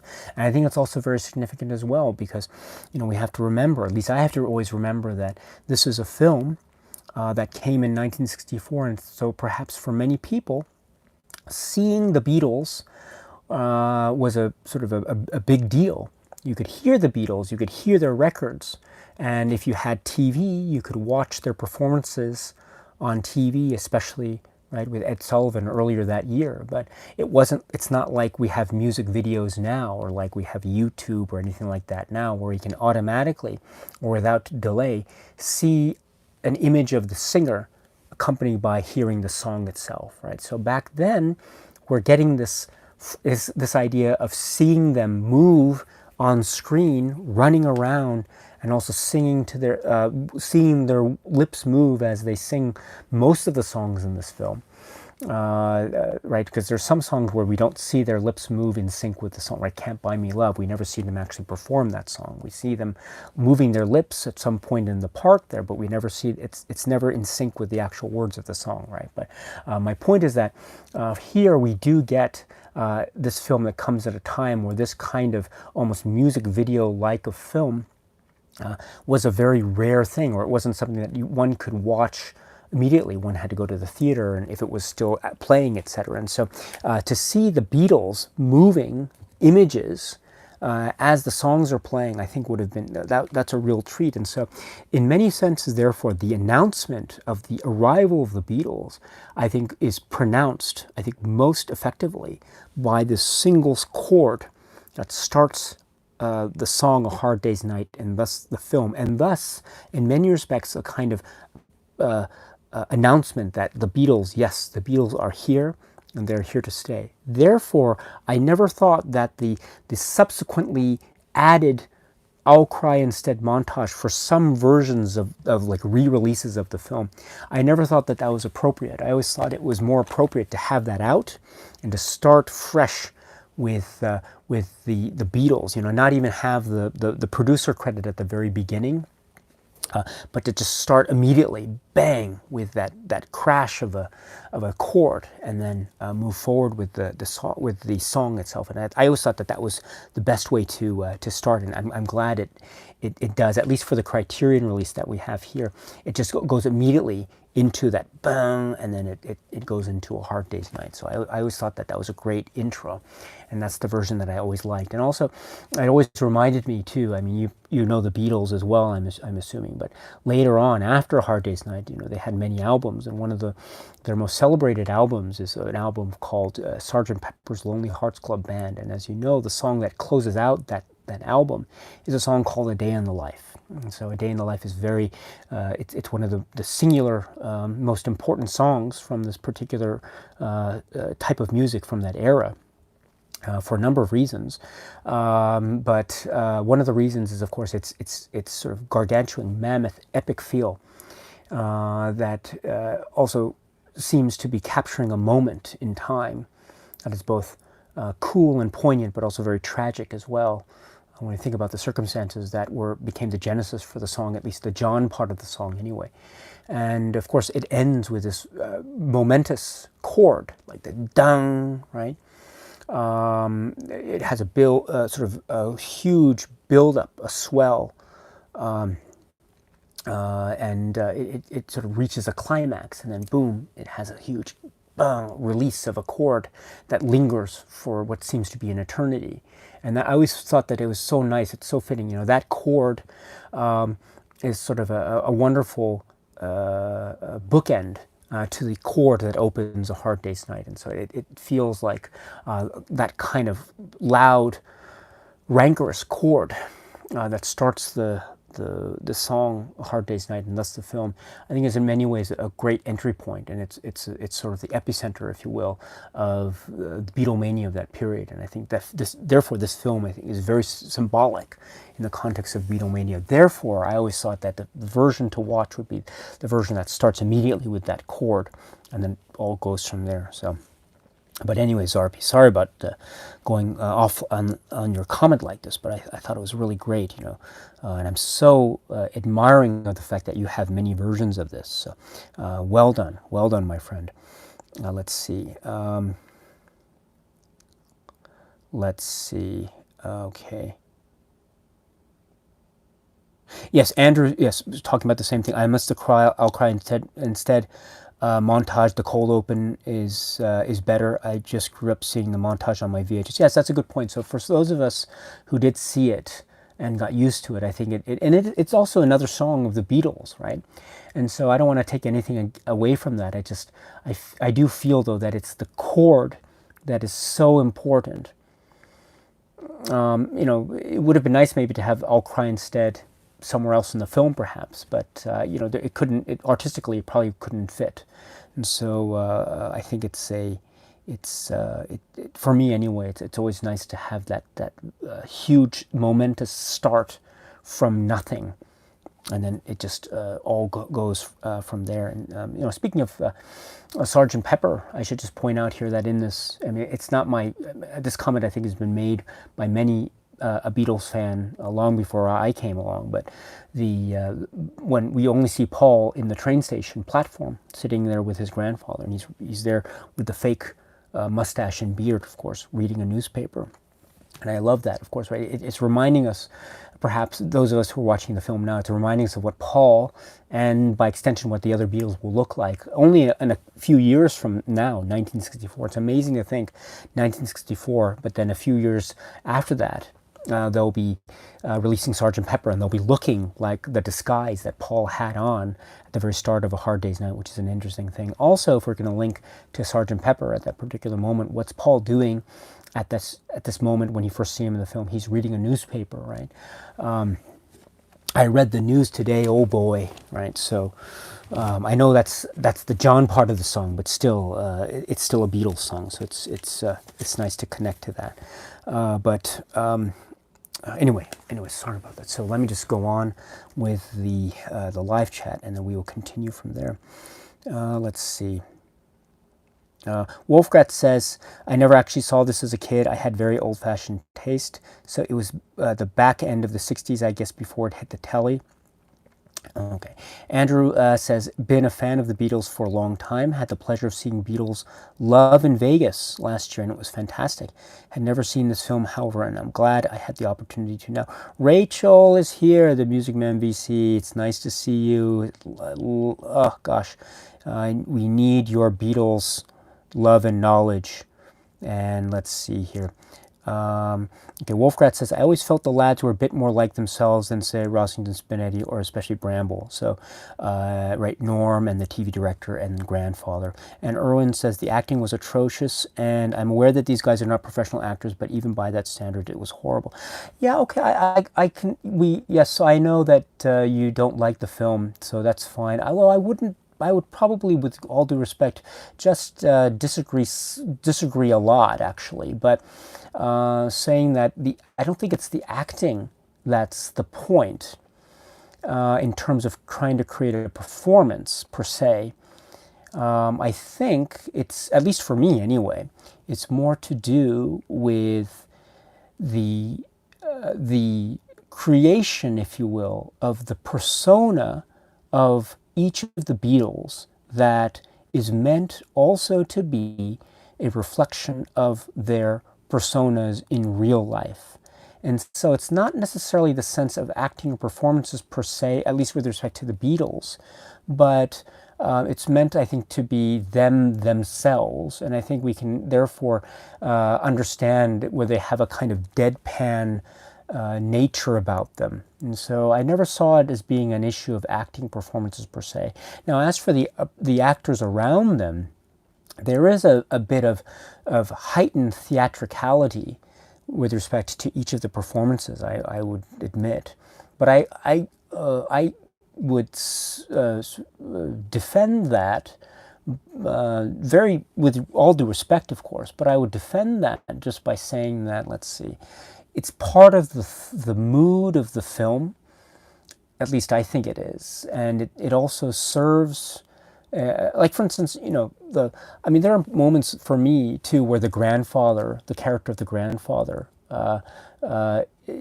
gets on my nerves a little bit, but I don't think that is in any way a kind of discredit to the performance per se. I think on the contrary, that is a result of how good the performance is, because he's meant to be a troublemaker, and he's meant to be what Paul says, he's a mixer, and that's what he does. He's the catalyst for a lot of the hijinks that ensues in this film. Not all of it, but a good portion of it. And so he's meant to be a little bit sort of annoying at places. And so I therefore can see that part of the performance and accept it for what that is. And I have grown to love it too, simply because it's just part of the world of the Beatles, because it's in this film. But I can totally, on the other hand, I can totally see how it might not be for everyone. So, that's perfectly legitimate comment, Erwin. So, no worries at all. And you say, I know I'll get a lot of hate, but don't worry about it. No, don't worry about it. And anyone who don't give Erwin hate, just an opinion is opinion, right? And so, and right, it's just like George, right? George, and what is his opinion of Susan, right? She's a drag, right? So it's a similar sort of thing. So it's not a problem at all. So in many ways, Erwin, I hope you take this as a compliment. You're very much like George, and how he was in the middle part of the film. And so, and in that spirit, I think, yeah, more power to you. Say, if you don't like it, say it. That's perfectly fine. Let's see. Matthias Ripstein says, great movie. And Rachel, well said. You said it better than yes. Well, no hate, Erwin. All you need is love. Andrew Grimes says the editing in this film is the reason it's in the Criterion Collection. It's an essential criterion for that reason. The editing, yes, it's really quite clever in many places. But yeah, the editing is one of the main creative components of this film, I would suggest. And Rachel says, Hard Day's Night is to some extent cinema verite. Yes, and I agree with you, and I would underline what your comment says there, to some extent, and I agree with you. To some extent, it is trying to, it's almost like a faux cinema verite style. But then in other respects, and I know you know this, of course, you've seen the film many times, there are many elements of it that are very surreal and very odd and very unlike reality. So it's cinema un verite in many respects, right? So the scene in the bathroom, and John is in the bathtub, and he's playing with the submarines, and what does Shake say? Keep Britain tiny, right? And he wants to try the safety razor, get a lesson about the safety razor because he comes from a long line of electricians. And so, what was I going to say? So even the bathtub scene, I thought that's an example of surrealism, because John is there and then he disappears and he walks, and then he says to Norm, right, "What are you doing? There's a car waiting." And so, and that's the joke, right? That's the visual joke, but that's not reality, right? Because John, you can't just be in a bath and then the water goes and then it disappears. And then you're just in your bathrobe like a minute later and you walk into the room, right? That's impossible. And so, but there are moments of cinema verite as well, like when the Beatles are in the car and all the girls or the kids are chasing them, and you just see their reaction. It's almost like one of those documentaries, those real documentaries that when they just arrived in New York for the first time, and you just see all these huge crowds of kids just almost attacking the cars, and then you see all these the police escorts, and that sort of thing. Well, the similar kind of vibe exists in many scenes of this film. When they're in the car, let's see, just when they're leaving the station, or when they are in the car again a little bit later in the film, when they're going to the sort of the theater, and then they're going to go to the reporters and talk to the reporters, but before that they have to go from the hotel to the theater, and then they have to go through that little hut, right? And you see some of these kids fall down, trip over themselves, and fall on the ground and stuff. So these sort of things feel very real, even in the midst of these also very obviously staged gags, visual gags. And so you're right, to a certain extent it is cinema verite, but then also, and I know you understand this because that's why you said to a certain extent, right? It is also unverite, and I love that mix. It sort of blends, it blurs the line between that further by the fact that we understand that the Beatles were very much like this in real life. They tended to joke around a lot, and they tended to be very much a lot of very clever with their words and that sort of thing. So it's almost like even the gags themselves, I know that they're staged, but they have this aura of being almost like an echo of the reality. So even in that sense, it's almost like an expressionistic style, not necessarily cinema verite, but an expressionistic style. And it's an expression of what? Of the true characters of what we understand, at least we as fans understand the Beatles to have been. So let's see. Okay. All right. And let's see. Okay, just keep on going.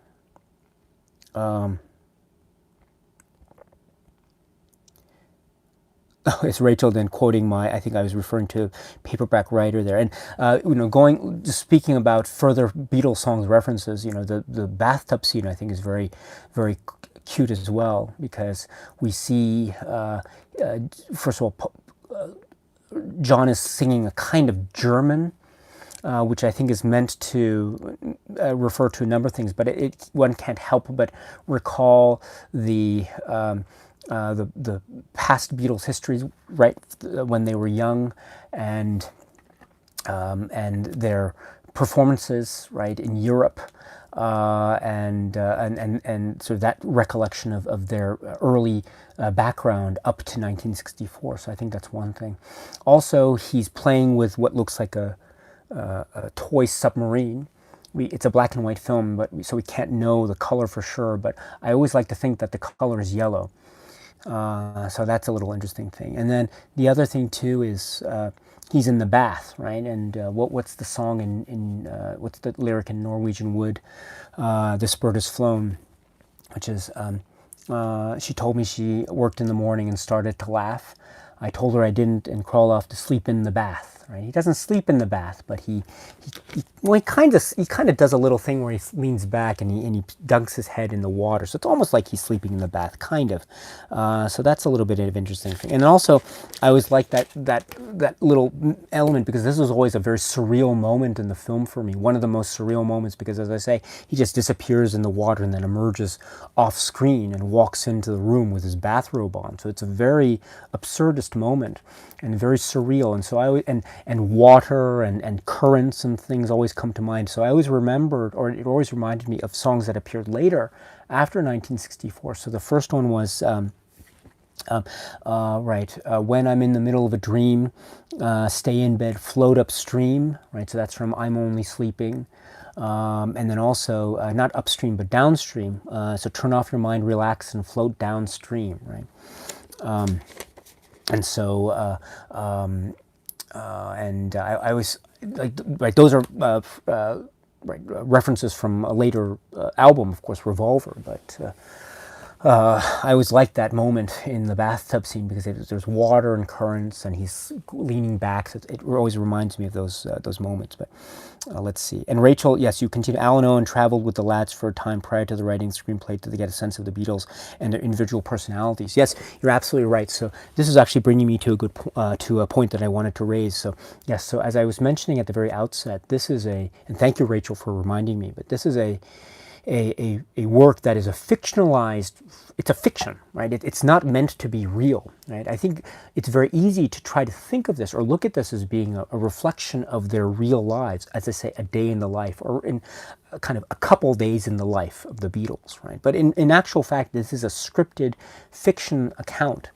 And so this isn't a real thing, although there are elements of the film that I think maybe on purpose or not, they either parallel the real lives of the Beatles, at least as we as fans understand them to be, or they run contradictory to the actual lives of the films of the Beatles. And there are some really, I don't want to, they're not on purpose, but there are some things in the film that I think are certainly either very, very cold reflections of the realities of the Beatles, or also very cold reflections of, well, in more ways than one. So some examples that I always felt were, again, I know that the filmmakers didn't mean it, but as I say, this is a film that is in the context of Beatles history.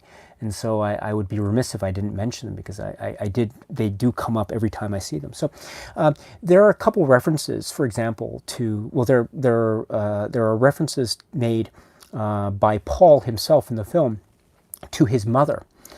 And this is at the very beginning of the film, when they're in the train car and he's talking about who's this little old man, and oh, that's my grandfather. And that's not your grandfather, said George. I've seen your grandfather, and he lives in your house. This is my other grandfather. And then John says, how do you figure that one out, right? And that's sort of another kind of double entendre, because it's sort of right. It's going towards the sexual angle of reproduction, but that's beside the point. But the point I wanted to make is, in the scene, Paul explains why his grandmother is here, and he's nursing a broken heart, and he says, my mother thought the trip would be good for him, or something like that. And he makes reference to my mother. But those of us who know Beatles history will know that a very sort of a very sad, tragic, significant moment in Paul's early life was the early passing of his mother, and so. And I think maybe he hasn't necessarily directly said this, but it's been very well documented that this has probably informed a lot or a good portion of his own output as an artist. I think probably most directly and most strikingly and most movingly in the song "Let It Be." Mother Mary comes to me with words of wisdom, right? Let it be. And so I think the fact that I always found it very curious that the story was constructed where he's saying, and he's referring to his mother. And which is, as I say, for those who know their Beatles history, will know that this is actually a far cry from the actual reality that Paul had in his own early biography. So that's one example. And another example is, again, something very similar, but this time with John. So around the middle of the film, they're walking, the Beatles are seen walking through the backstage corridors. They're walking up a flight of stairs at one point, and John is seen going up while these sort of, dance girls are seen going down. And John is going up, and followed closely behind John is Norm, the manager.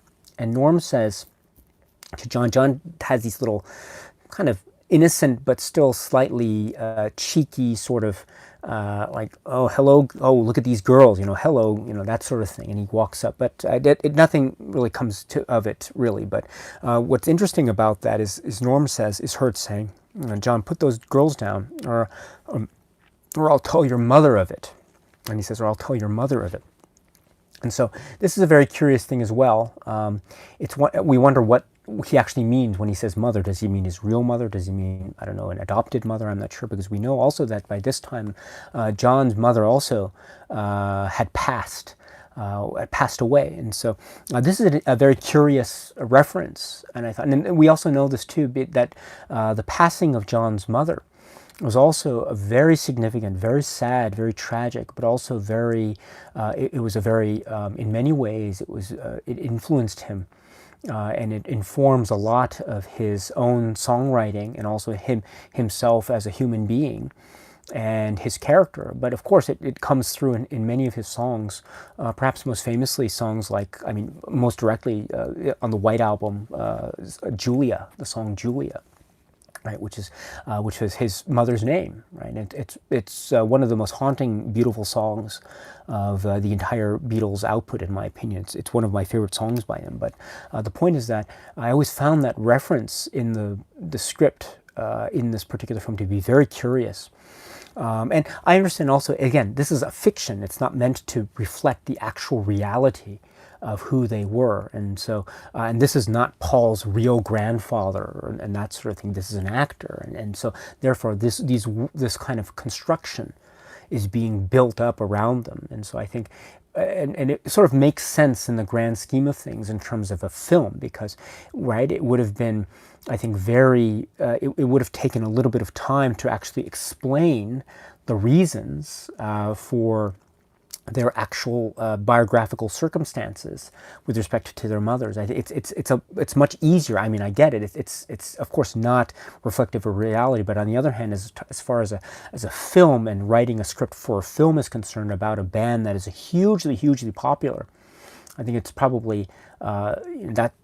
It's just say this and move on. And I don't know how John and Paul in particular felt about this when they were saying this on the set, or their reactions to this. But I think it's certainly very interesting, especially as we know these events, the passings of their mothers respectively, how that influenced their lives and as human beings, but also as musical artists. And so I always found that those lines to be very curious. I mean, it's not a critical aspect of the film, but it goes towards this idea of fiction versus reality, which I think is at the heart of viewing this film. Another thing too, which I always found, again, it was completely unintentional. I know, I get it, but one thing I always found very, not disturbing, but I can't help but have feel a chill when I see it is Norm, the manager, and I know again it wasn't on purpose, but there are some moments. There are actually two places where he says it first in the makeup room when the Beatles are present along with all these other performers in this performance, and then Norm says it the second time when he's smoking, and there's a big sign that says "No smoking" in the background. And this is when Ringo has left the building, and they're all worried, they don't know, and the Beatles have also left to try to look for them. Or John, Paul, and George have left to look for them, and then they've left Norm and Shake and the TV director's just at the building, just waiting. And then we see a shot of Norm smoking in front of the no smoking sign. In both of these scenes, what does Norm say? I could murder John Lennon. And we know that that's a joke, right? Because there's a sense of antagonism between these two characters. It's a battle of wits between John and me. That's what he says early on. I'm paraphrasing, but it's this idea of the two have a sort of a love-hate relationship, perhaps leaning towards the latter rather than the former. But he does say, right, I'll murder him, which I always found to be a very, I don't know if maybe unfortunate is going too far, but it's kind of a chilling line, especially when we understand what happens, the terrible events that befall John Lennon. Much later in life, of course, but it's a kind of whenever I see the film, I can't help but feel just a little bit. It chills me, and so I'll just leave it at that and move on from there. But oh gosh, yeah, that's a pretty chilling line. But before I do that, let me just say also, while I'm on this scene. I suppose I could mention also that sort of on a separate, maybe more positive note, and then I'll go to the live chat. I'll say that the makeup room scene, I think, is really great for a number of reasons, because we see the Beatles and their different reactions and their personalities even made more cinematically manifest. I mean, we see Paul quoting Hamlet, that this two solid flesh would melt. Zap, Shazam, he says later. And he quotes him. It's not quite King Lear, right? We have what King Lear references in I Am the Walrus, but it's right, Shakespeare and Shakespeare. So I always like that. But he adds a little bit of a Paul Zinger to the end there, or a little bit afterwards. Shazam, he says Zap and Shazam. So I like that. That seems like a very apropos of what Paul would do. And then Ringo is sort of quiet, and he's got that little big thing on his head, and he's reading the magazine, The Queen. And John says, he's reading The Queen. He's up to page 5, I think that's what he says. And he says, what does John say?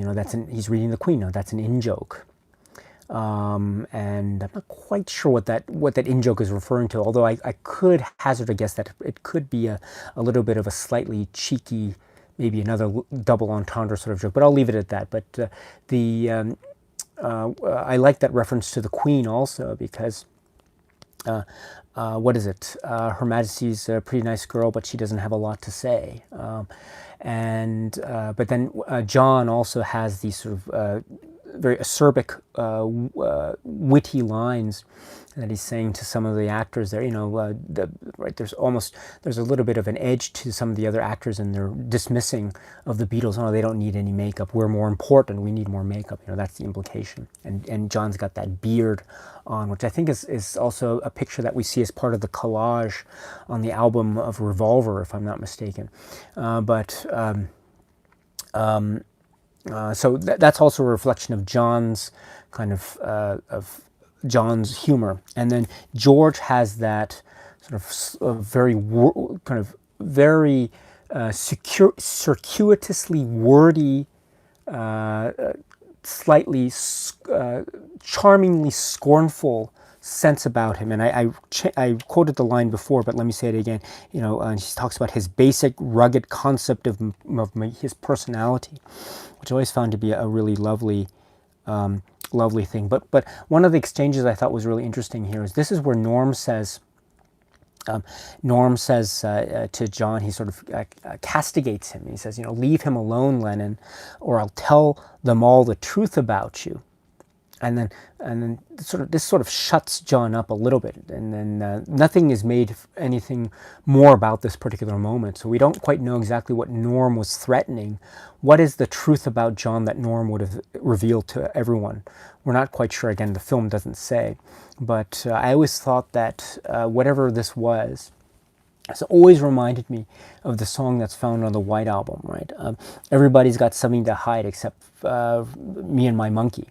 And so, you know, even John, even in this film version of John that we see in A Hard Day's Night, seemingly has something to hide. I don't think there's a monkey in this particular scene, but there is, I think, the fact that there is this idea of someone has something to hide. I always thought that line always reminded me of the song that came after the fact, but it was still the song from the White Album.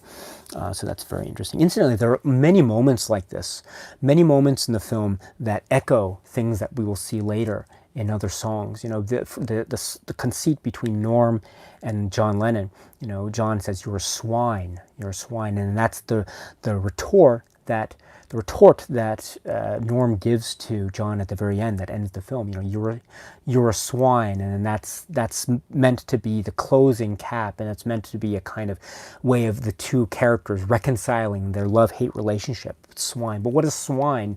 It's another way of saying pig or piggies, right? So I always thought that's an interesting unintentional connection to what we will see later with a George song in Piggies. And also early in the film, when they're in the theater for the first time after they've left that conference with all those reporters and they've escaped, they haven't eaten anything. You know, there's mentioning of like a jam butty, which I always thought was nice because at the very end too, before the final performance, I think Shake says, you know, Paul, can I get you a cheese butty or something, because George wants some tea, and I thought that was nice. That was a nice little connection. There's always lots of shots of George eating as well. Do you notice that? There's all these sandwiches, and George actually mentions, you know, about his mother asking, do they want sandwiches before they left for America? And so I always thought that was nice. It's not quite Savoy truffles, I know, but it's, you know, still some kind of article of food, so, and associated with George. So I always liked that. But there's a moment after they leave the room with the reporters, and then they're at the top of the theater, and they look down and they see the stage, and they go down, and that's where they go down, and that's where they perform "If I Fell," the song "If I Fell," because one of the TV producers down there's you know, touching the, you know, oh surely I can have a little touch, and then what is Ringo, so you so much as breathe heavy on them, I'm out on strike. Aren't you being a little bit arbitrary? You know, there you go, hiding behind a smoke screen of bourgeois cliches. I don't go messing about with your microphones or anything, do I? It's spoil sport. And then George says, you know, it's very fussy about his drums, though. They loom large in his legend. Oh, he's sulking again. And then John proceeds to start the song "If I Fell." So John is singing the love song "If I Fell," kind of to Ringo, and there's been a lot of mention about that, I know, as a kind of it's kind of in joke sort of thing, you know, that in terms of the song, but it's being sung kind of to Ringo, which is an interesting little twist. But I always thought actually it was a little bit more than that. I always thought it was just a way that the group could come together and just cleanse the air and make things all, you know, after the song is over, things are right with the world again. And that's what I always loved about the music and how what the music represents. It's not just Beatles, but it's just the way in which the music itself has a kind of cleansing effect, at least with respect to the Beatles themselves. There's all this chaos and almost anarchy, if you will, swirling around them and even within them. But whenever they play a song, there is a sense of a kind of peace, at least among the four of them, at least. And so this is one of those moments which I always thought was very, very poignant, and I love that.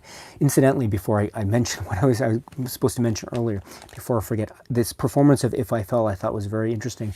I always love the moment where whatever it is, the amp is set up on a stool or something, and we see George play his guitar, and we see him want to lean against that amp, but then it trips him up, and he kind of almost falls, but he catches himself, and he's just playing, and he looks to see if anyone saw him, but no one did. But we saw him, and it makes a big noise. And I always thought that was a weird moment to include. Like, why would you include that kind of moment? It's never mentioned again. It's not meant to be a joke, but maybe that's part of an attempt to try to capture a cinema verite feeling or atmosphere that Rachel, our dear friend Rachel in the chat, was alluding to earlier. That could be part of it, but I always thought that was a very curious moment. And it's never picked up on again. But what was I saying? The reason why I brought up this whole scene in the first place was because I was mentioning how there are many things in the film that, for whatever reason, I feel echo things that we will see later in the later years of the Beatles' life. And one of those things is, remember when, after they leave the reporters, and they go, just before they go down to the stage and play If I Fell, they're on the top there, the balcony, and they're walking through, and they see some girls or some women sitting there, and one of them, I think they're probably performers, one of them has a little feather sticking out of her cap there, or her hat, and then John says, "Oh, it's a bird." It's a bird. I always thought that was nice. Again, very minor, again, unintentional, I know, but birds, right? We will see the mentioning of birds in other songs. Of course, I mentioned Norwegian Wood in reference to the bath, but, right, this bird has flown, right? And also, and your bird can sing. So anyway, so there's that. So and we see a lot of these, or at least I see a lot of these echoes throughout the film, and I can't help it. But like, for instance, I'll go to the live chat, but just a few more examples of these echoes of other songs that I see in the film. Again, completely unintentional, I know, but always, whenever I see Ringo and the This Boy montage, or that sequence of the film where he's out about in the town alone, and he looks very despondent almost, and we understand from, for those of us who's watched the Beatles anthology, Ringo describes how that wasn't acting on his part, but that he was hungover because he had a night of drinking the night before, and he felt like, he felt really terrible. At least that's what he says in the anthology series, and so that has a lot to do with his acting performance, which is really good, by the way. But we see him, of course, This Boy, the instrumental version of This Boy is playing on the background soundtrack, and so we see a lot of things. We see him with a camera and trying to take a picture, or Ringo Starr in a photograph, which I always thought was very nice. Of course, it recalls a later song that Ringo Starr will be very famous for. And also we see him climbing. I know it's kind of a river bank or an embankment, and it's a sloped bank. And so it's not quite a hill, right? But we see him climbing up it, and we see him walking around it and sort of acting kind of childishly, trying to kick a stone into the river, talking with the kid who's 10 2/3, and all this stuff. So it's not quite, I understand, it's not quite a fool on the hill, but I always thought, the imagery is very consistent with something like Fool on the Hill, for example. And also later on in that sequence, we see him accompanying a woman rather randomly through a construction site. So he puts his coat down and puts the coat on the puddles of water there, one puddle and a second puddle and the third, which is a hole. It's a hole in the ground. So she falls in the hole in the ground. So there was nothing there about fixing a hole or anything like that. But what's the other reference to holes in Beatles, right? Was it Now They Know How Many Holes It Takes to Fill the Albert Hall, right? I know we don't have anything about the Albert Hall, and I know we don't have anything about the multitude of holes in the ground, but I do like this idea of a kind of maybe unintentionally or subconscious reference to a song that will happen in the future, fixing a hole and then a day in the life. But I always enjoy that. That also reminds me a lot of the visual humor of Richard Lester that we will know from not just this film, but from other Richard Lester's films as well. But there we go. Anyway, sorry about that. Let me now go to the Let's see, go to the chat and we will go from there. Yes.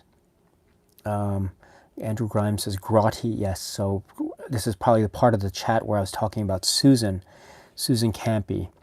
Yes, we turn down this. Rachel says, yeah, we turn down the sound and say rude things about her. Yes, yes. Fab and Gear on the other hand, yes. Let's see.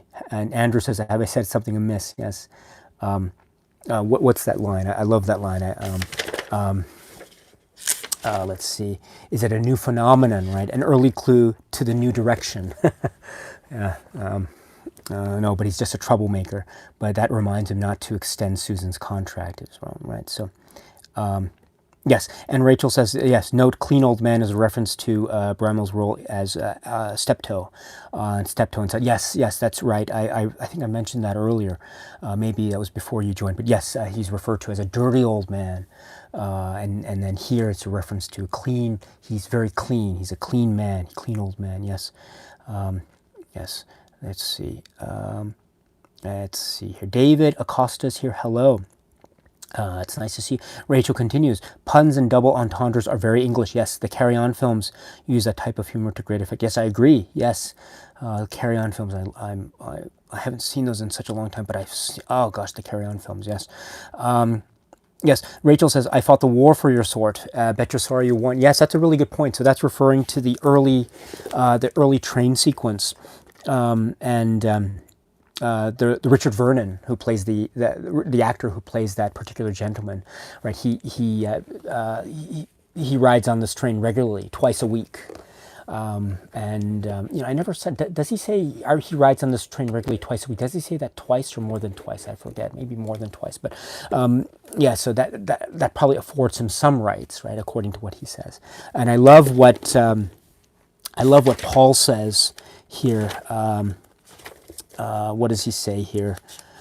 Oh gosh, what's that line? Yes, right when Ringo wants to turn on the radio, and then the gentleman says turns it off rather forcibly, and he says, I ride on this train regularly twice a week, so I'm well aware of the sort of the railway acts, right? And then John says, give us a kiss, and then Paul says, but what about the community, a majority vote, up the workers, and all that stuff, and he says all that stuff. So it's sort of said in jest, kind of, but we also kind of know what he's saying as well, which is the class struggle, or not struggle, but the class clash, if you will. And we understand also that the Beatles got a lot of this throughout their existence as a group, and I think probably afterwards as well.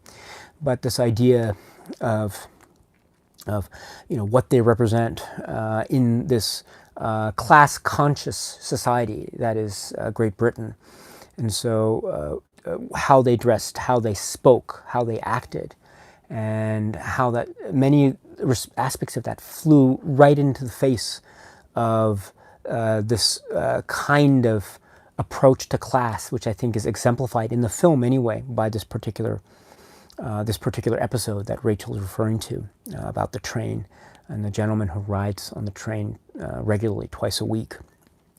And I always like this, and we see elements of this throughout the film as well, the idea of the Beatles maybe representing something that is not upper class.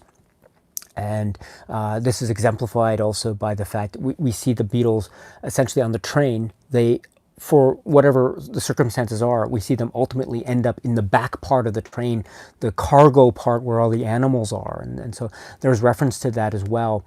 In terms of what does Paul say as a joke? Come on, let's leave the kennel to Lassie, or something like that, as they leave the train.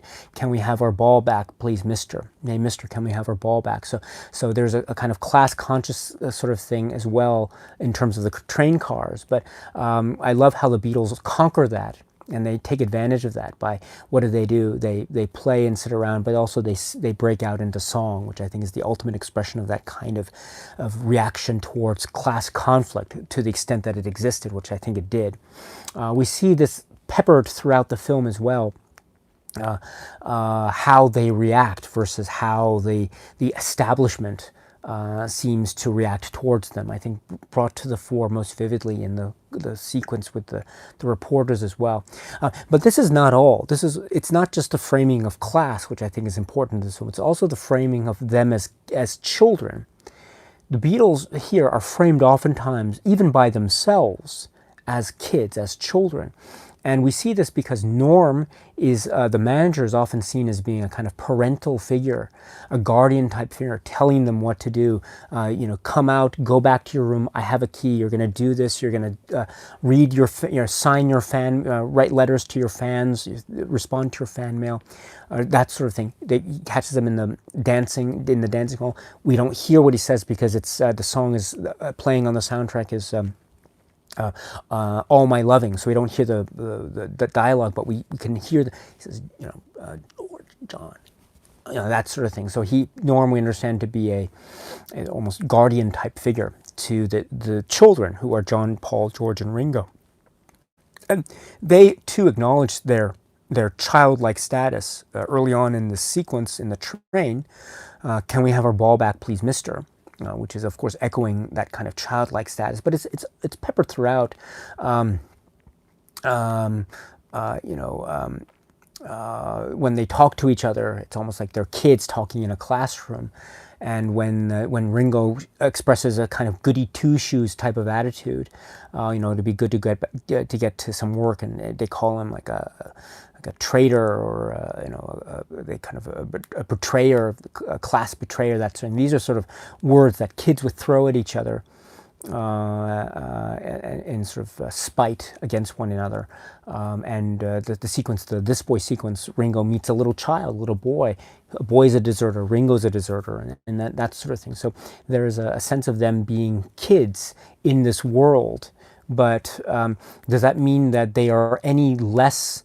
Does that mean that they're any more, or they are any less mature than the people around them? I mean, that's for you to decide, because I think the world that is painted by this film is the fact that it's not the fact that the Beatles would paint themselves in a particular class and as a particular age group or age subset, but rather it's how that situation of the Beatles is reacting to the world around them, and how the world around them is reacting to the Beatles.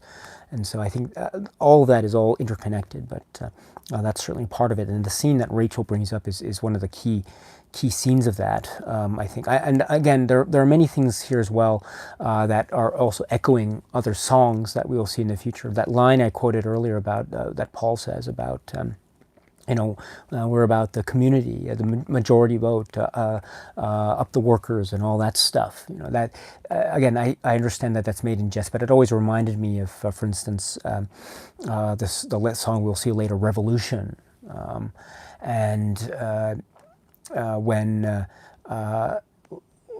again, I think this is too much of a stretch, so don't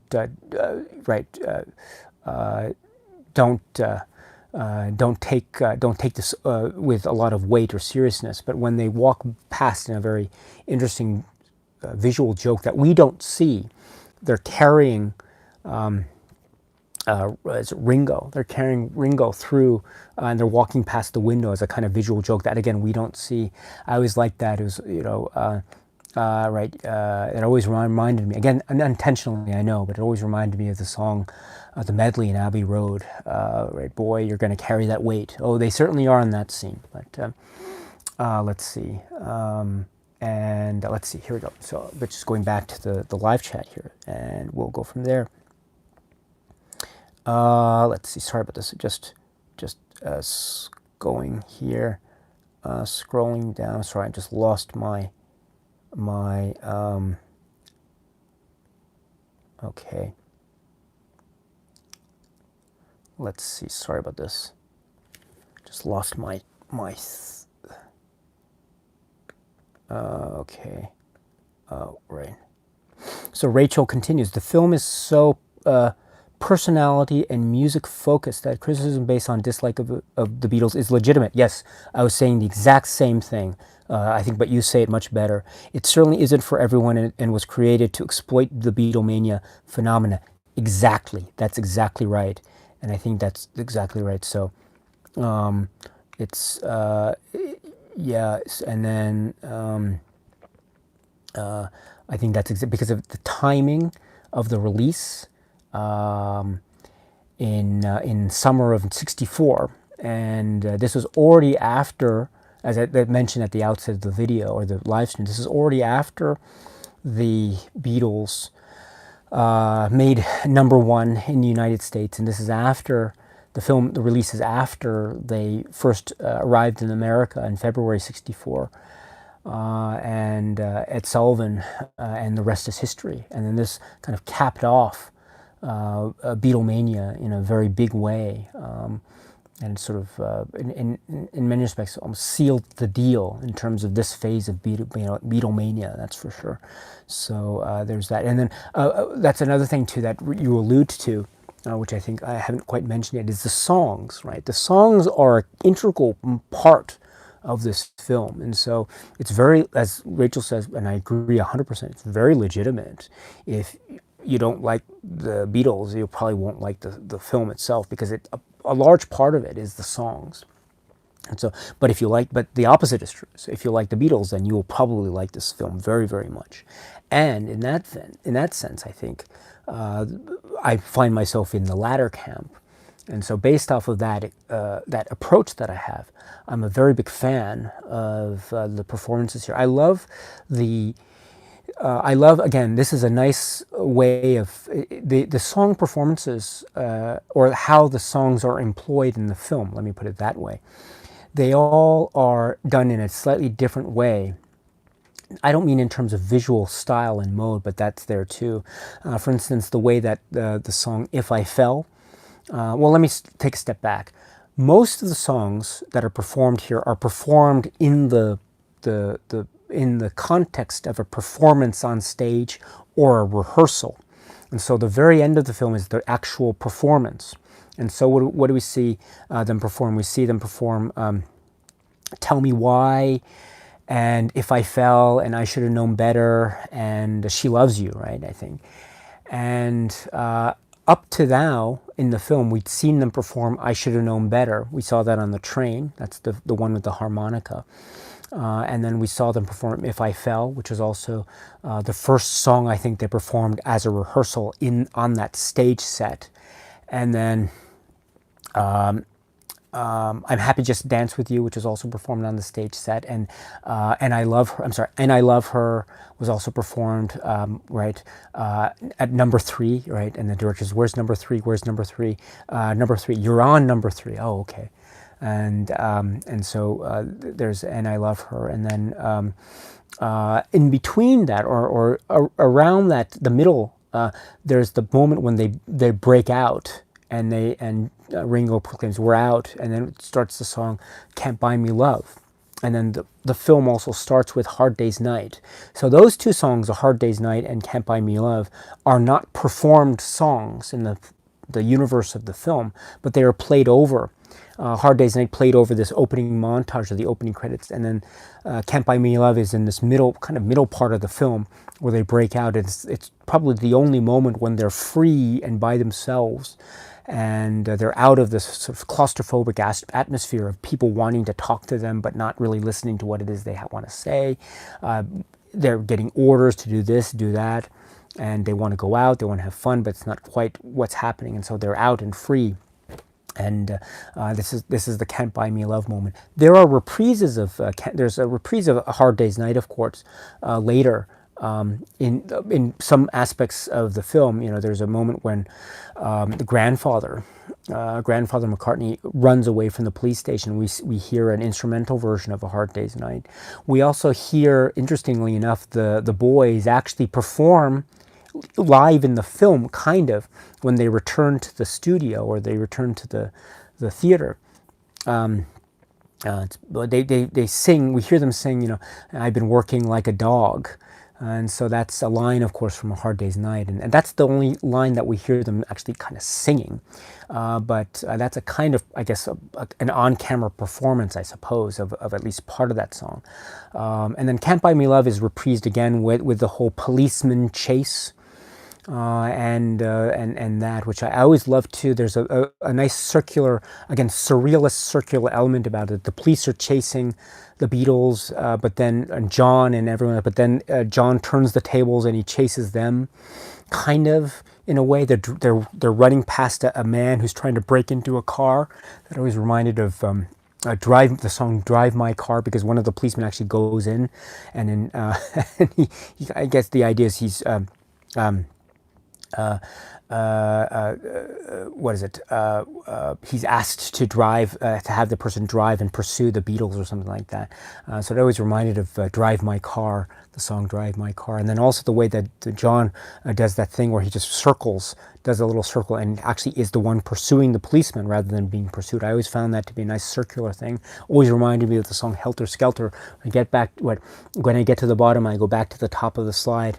So it's that sort of circular notion, which I thought was very cool. As far as the film itself is concerned, it was always that surrealist element. That was a very John thing to do, and I love that moment just before he does his little second escape, if you will. It closes in on John, and George, I think it's George who's next to him, and he's kind of out of breath, saying, "Oh yeah," and he just runs off again. That's one of the funniest moments of the film, but. But my point is that, yes, so the music, so at this moment, Can't Buy Me Love is reprised again, and then A Hard Day's Night is used again after the performance is over, and they're into the helicopter, and the helicopter flies off, and we see the pictures. Of fall out of the helicopter there, but the performances, I think, are very much integral to the film. The songs that are used are very integral to the film. And so what do I mean? I think, for example, the first sort of performed song, I guess we can call it that we see in the film is On the Train, which is I Should Have Known Better. And this is, of course, a very surreal moment because in the universe of the film, the boys are just meant to be in this back cargo room of the cargo truck or cargo car of the train, because this is where the grandfather has been imprisoned. But it's sort of a show of Paul's good nature that, right, he's locked his grandfather in the cage there, but we see a close-up of Paul's face, and Paul says he kind of has a change of heart, and he opens the cage, and he goes in there, and then the other three Beatles join him. So I always thought that was a nice show of a good nature in Paul there, just having enough sympathy to just be with his grandfather, even though, as Paul says, he's a troublemaker, what does he say? A mixer, a king mixer. I think that's what he says at some point in the film, which I thought was very interesting. But this performance comes at a very surreal moment because we see them play cards, right? What does one of them say? Perform the Liverpool Shuffle, and they have cards, and then suddenly we hear the song overlaid onto the soundtrack, and then the schoolgirls come. Patty Boyd is there as well, who's of course very famous in the world of the Beatles, and George Harrison, and of course Eric Clapton. What was I saying? But I Should Have Known Better. It's suddenly the cinema magic that this film employs. We suddenly see them playing their instruments and then performing the song. Lip syncing, of course, the song we understand because it's not really a live performance, but it's just meant to be a kind of thing to do while they're riding on the train. I Should Have Known Better, with its harmonica line, feels like a train song in many ways because of that harmonica beat that goes along with it. I'm not a musicologist, but hopefully I'm making myself clear. And so I always thought that this association with this song On the Train further solidified that association. And so I really liked that. Also, I liked the use of the harmonica and its associations with one of the Beatles, the first Beatles hit, which was Love Me Do. But what was I saying? Yes. So, but this is a moment that they're suddenly snapped out of reality and playing their music. But then again, we understand that this is okay because they're the Beatles and they are singers and songwriters and performers, and so it's of course natural to want to see them perform. We like to see them playing cards, but I think it's more dynamic to see them perform, and so that is sort of an understandable thing that we as viewers can forgive if it's not necessarily a true reflection of reality. This is a moment that is not cinema verite, but it's cinema unverite, but it's still meant to echo what it is that the Beatles represent to us as viewers, which is, right, they are the Beatles, and we see them doing their Beatle thing, which is singing and performing. Incidentally, this song, I should have known better. I understand this to be a John sung song. I think there are moments in particular where John is obviously singing solo, but I always thought it was very curious that we see Paul singing part of the song, even the moments where it's almost very clear that it's a John solo part. The middle refrain, when I ask you to be mine, right, you're going to say you love me too. And I always thought that these moments where you actually see Paul singing along as well, I thought that was very interesting. But in any event, it's meant to be a kind of cinematic performance, if you will. And then the next performance is If I Fell, which is in the theater itself, which is what I mentioned before. Which is sort of a love song to Ringo, but to me it's also a way of cleansing the palate or clearing the air, because there's a little bit of negativity that was generated in terms of hiding behind a smokescreen of bourgeois cliches, that part. And so I always love that cleansing aspect of this particular song, but also Beatles songs in general. And then we have other performances of I'm Happy Just to Dance with You, and then and I Love Her. And I love the use of the filming through the camera lens, or the use of the monitors, the TV monitors, and then fading into the actual performers themselves, or their close-ups of their faces, etc. Happy Just to Dance with You, it's just them essentially sitting around a circle or something and singing with a little TV camera out in the distance there, but it's still very effective. And I Love Her is also very, I think, artistically well put together. It starts with certain shots of the TV monitors through the booth there, but then fades in to actual shots, very artistically composed shots of John sitting there strumming his rhythm guitar, or Paul standing in the middle, and the camera actually shoots into the light, which is, I think, quite a stylistic choice, etc. And so there are these, I like these moments because this also goes into sort of the performance aspect, right? On the one hand, because we see the Beatles, this is in their rehearsal mode, but it's also kind of down to earth, and it's meant to be just kind of a break, if you will, or a little bit of a rehearsal time, and then it goes into the song proper. And I like this too. It doesn't show all of its cards early, right? Because the final climactic performance is all saved for the end, with all the screaming kids in the crowd, etc. And so I like the way that the film approaches the musical numbers here. They sort of come out of nowhere, but they are well paced and well timed, and they don't necessarily serve any kind of further propulsion of the plot, but they just are saying, okay, now let's rehearse, and now let's rehearse this song, and then there we go. And so I really like that that kind of low key, low pressure aspect of the way the songs are presented.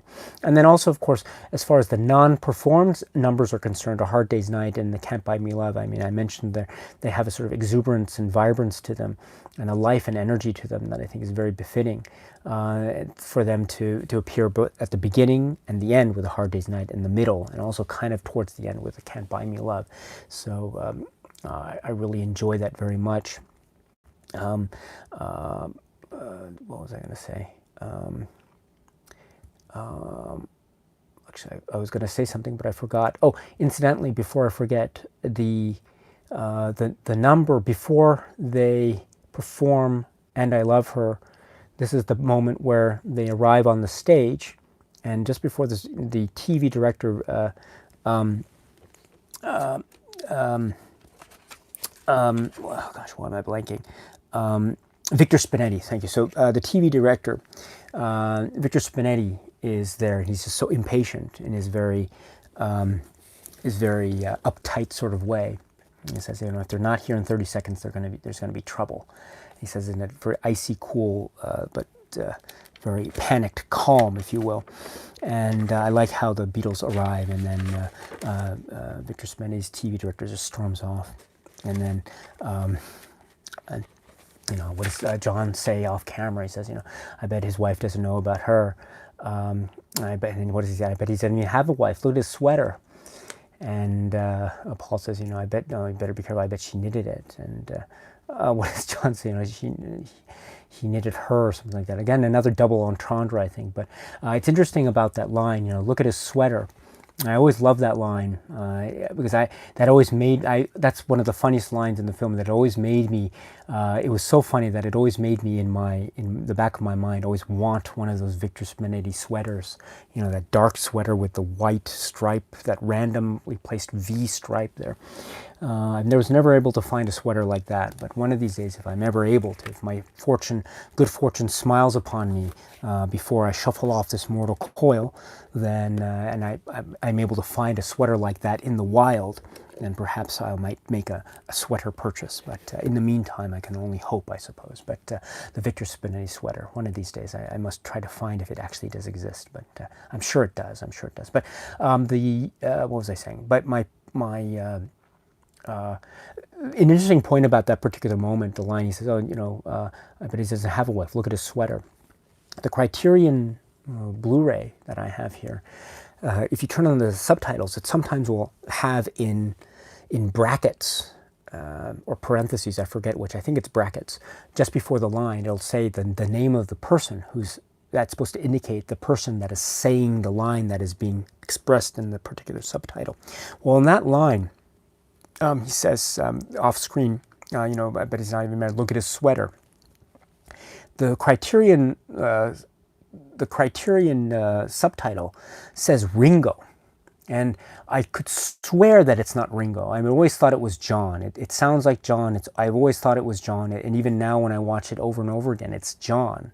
And then it's Paul who says, you know, maybe she knitted it or something like that. And then John gives his final retort. But it's not Ringo that says, oh, look at his sweater, right? It's John who says, look at his sweater. So I always thought that it was very odd. Maybe either my ears are wrong, and they could be, and it is in fact Ringo who says, look at his sweater, or it's John who actually says, look at his sweater, and that's just a little small typo on the Criterion subtitling there at that particular moment. But even so, that's okay. I think the line is still intact. So anyway, let's see. All right, so let's see. Oh, Vanessa is here. Hello. It's nice to see you, my friends. So you say, I love the Beatles, but I've never seen any of their films. Would you say that this is the best one to start with? Yes. Yes. Yes, right? What is, to borrow, right? What does George say to the question, has success changed your life? Yes. Is this the film that one should go to start with? Yes. So, let's see. And Rachel's talking about the chord. Yes. Thank you very much. And Tim agrees about this being a good film to start with. Matthew is here. Hello. And Matthew said, this is one of the funniest films in the Criterion Collection. I always think about dingoes. Yes. Rachel says, as a film, it is best, but Help may be more accessible. Oh, that's a good point. It fits in with comedies of the period like What's New, Pussycat, and Casino Royale. It has that spy spoof element to it. It's in color. It has also a lot of catchy songs as well.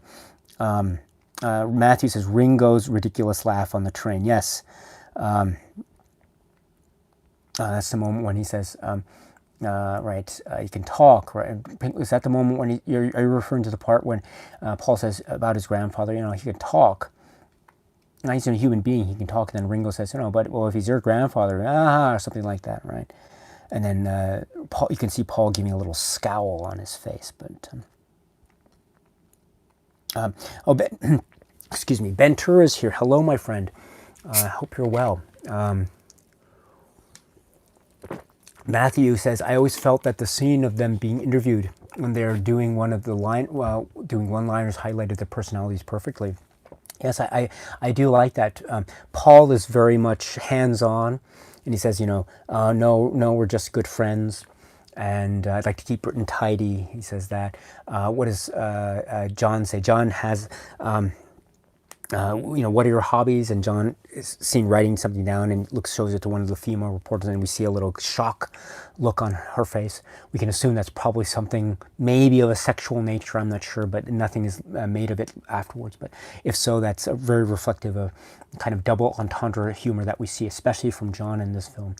And then we have this sort of acerbic one word, almost laconic type of humor from George, although I don't think it's I'm not sure if I would agree wholeheartedly with the description of laconic, because I think George is actually very, very wordy in this film in a very good way. But there are other aspects of his film where he's considered the quiet one, or maybe the laconic one, perhaps. But if in that mode of thinking, right, has success changed your life? Yes. What would you call that hairstyle? Arthur, right? So there's that. And then Ringo has a very low-key kind of a Ringo type of style about him, in that he's right. He's a mocker, and what do you call it? I call it a collar, and I love it. And he just laughs when he's asked about the kinds of girls that he likes. He just starts to laugh almost out of embarrassment, and I love that almost down to earth nature of him. Which is really nice. So you're absolutely right. I think Matthew. I think it's a great reflection of their personalities at play in this very, very highly stylized, very funny scene, very, very famous. And let's see. Okay. Let's see here. Gosh, sorry about this. Raymond is here. So if this film was in color, it would have ruined it, thanks to whoever denied it be in color. I'm sure someone probably a producer probably brought it up. Glad they decided against it. Yeah, okay, so you're referring to the fact that it was in black and white, and how that really helped to enhance certain elements of the film, the style, the decor, the mood, the atmosphere. Yes, I agree, and I think some references were made by, let's say, Rachel and others about the film Help, which is the film that comes after this. And it's in a kind of different universe or different world of the Beatles. I mean, it's the same Beatles, but it's a different world and it's a different story. So it's not really a sequel, but it's just a different film. And so, but that's in color, and I think that is also served very well in color, but it's a different agenda of a cinema than the agenda of A Hard Day's Night, let me put it that way. And that's not to say one is better than the other, but it's just, that's just the nature of the types of different films that they are. And so I think you're right in terms of the black and white. I could never imagine this in color. And in fact, there's a link, the whole notion of A Hard Day's Night, and that picture style, and the way that it ends, for example, the photographic quality of the montage at the end is meant to evoke something that we saw maybe in earlier albums, like with the Beatles, and that sort of dark black and white shadowed picture quality look, which is in turn meant to, I think, evoke a kind of style. Excuse me. Pardon me, excuse me. It's meant to evoke a kind of style that we saw of the Beatles during their period in Hamburg, and so and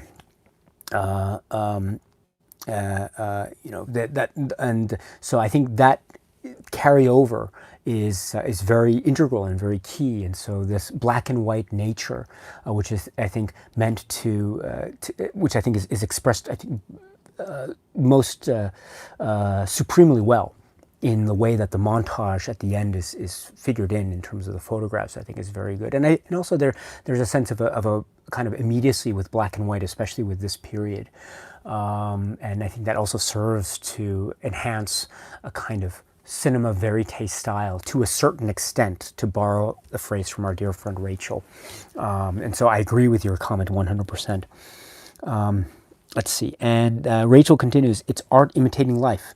A snapshot of the Beatles at the time. They kept evolving, of course. So, for example, the men on their Blue Album comp are not the boys on the Red Album. Yes. And it's amazing also to just imagine, or just to conceive in one's mind just how far they evolved within this a short space of time, right? Because if we, I think one of the supplements on the Criterion Collection really mentioned it well. I mean, they were together. The Beatles, as a Beatles group, they were together for not very long, and so if that's the case, right? If we think everything up to 1970, this is in 1964.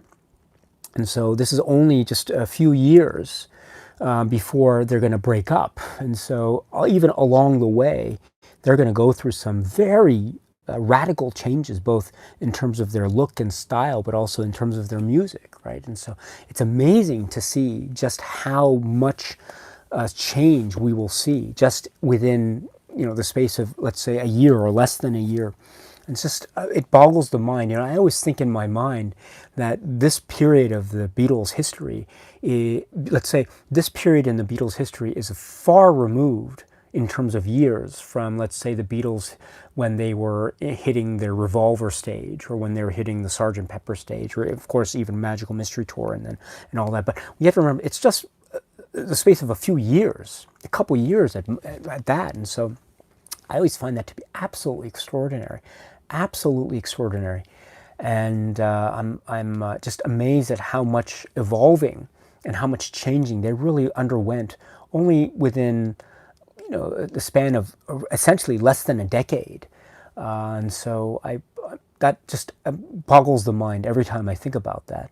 And of course, that's not exclusive to the Beatles too. We see other musicians, other artists going through similar speeds of evolution, let me put it that way, or change, or kind of altering of their artistic sensibilities throughout the course of, let's say, a very short period of time. And so it's not exclusive to the Beatles, that's for sure, but it is still amazing to think about. So let's see.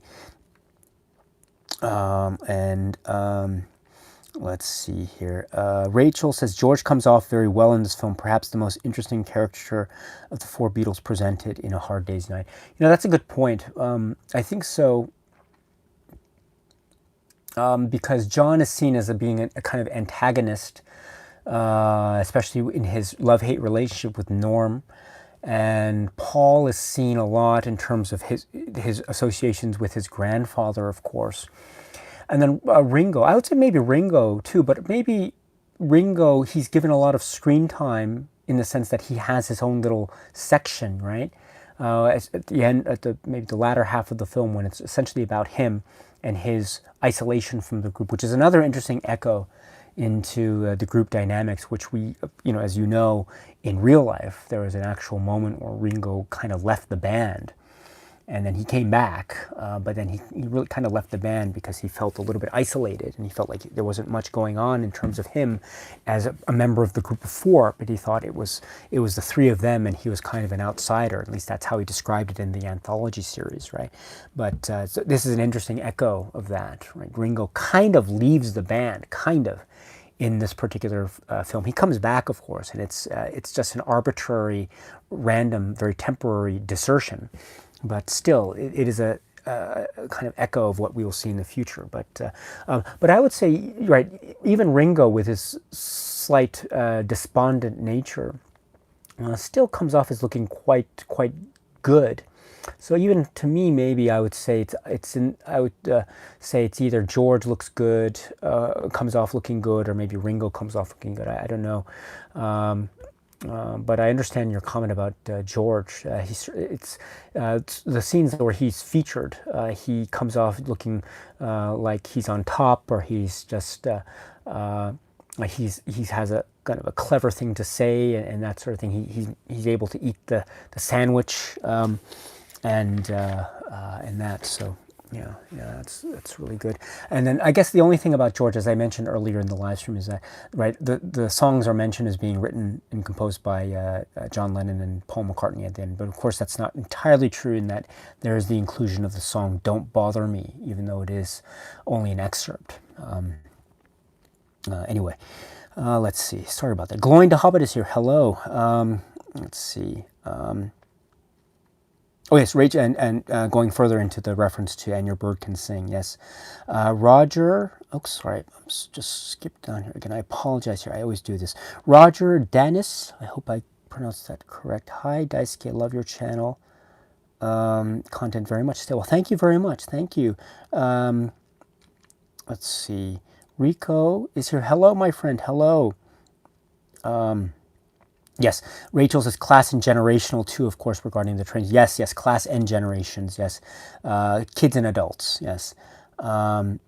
Yes, Andrew says the "I should have known better" sequence is one of those clever bits of editing in the film. Yes, you notice that moment. They're still playing cards. They're still playing cards, but then you can see Paul start to sing or mouth the words of the song. He starts to sing the words of the song before we see them playing the instruments. And I always thought that was it's not the entirety, but it's just like one moment, and then we see him focused in on the card game. But I always thought that was very interesting. You know, I always loved also during these train sequences how we never see George and Patty Boyd. Like they never are seen, of course, on screen, engaged in any kind of eye contact. They never talk to each other, of course. But you know, it's always interesting to imagine what their off-camera conversations must have been like during the filming. But anyway, let's see. Okay. Yes, Rachel says the Beatles always saw themselves as the boys and the producer George Martin as the adult, so they'd never smoke pot in front of him, for example. The same as regards their manager Brian Epstein. Yes, that's a very good point. Yes, so again, art imitates life, as you so aptly put it earlier, Rachel, our dear friend. Matthias says, "What is your favorite scene in the film?" Probably there are so many, but I think. Just in terms of personal, you know, I think just as a quirky bit of humor, the Victor Spinetti sweater scene, I always thought that was really very funny. Yes, Rachel says I should have known better as a Lennon composition. Yes, that's what I thought, and so I was always curious, why is Paul seen singing part of that? I don't. Let's see. Thought it was a little bit odd, but oh well. That's an interesting one. Okay, so Joseph says, "Hi Daisuke, sorry if this question has already been asked or isn't appropriate for the live stream, but I'm curious about what your personal favorite Beatles album." No, it's not. That's very appropriate. Thank you. It really, excuse me, it depends on my mood. I'm very sorry. I'm sorry, let me just take a sip of water, excuse me. Sorry. Sorry about that, I apologize. It really depends on my mood, and I think so sometimes I'll say with the Beatles, I love I Want to Be Your I Want to Be Your Man. I love that song, and I love how it's used in the film. Right, I mentioned this earlier, but this is the Ringo dance like this, and then the George Harrison kind of hoppity hop kind of dance moves. He never makes eye contact with the women around, but not really. So I thought that was interesting. But I love that song in particular. I know it's not an album, but with the Beatles. But I love that album because of the inclusion of "I Want to Be Your Man." The reason why I love that song so much was I remember when I saw that footage of the performance of "I Want to Be Your Man" in Washington D.C. I think it was Washington D.C. Rachel, you'll probably know this. It was Washington D.C. where they had the revolving set or the stage. It would turn to each different direction of the audience, and there was one moment when where it was Ringo's turn to sing, and the song that he was going to sing during that performance was "I Want to Be Your Man," and you can the microphone wasn't really positioned well to pick up his voice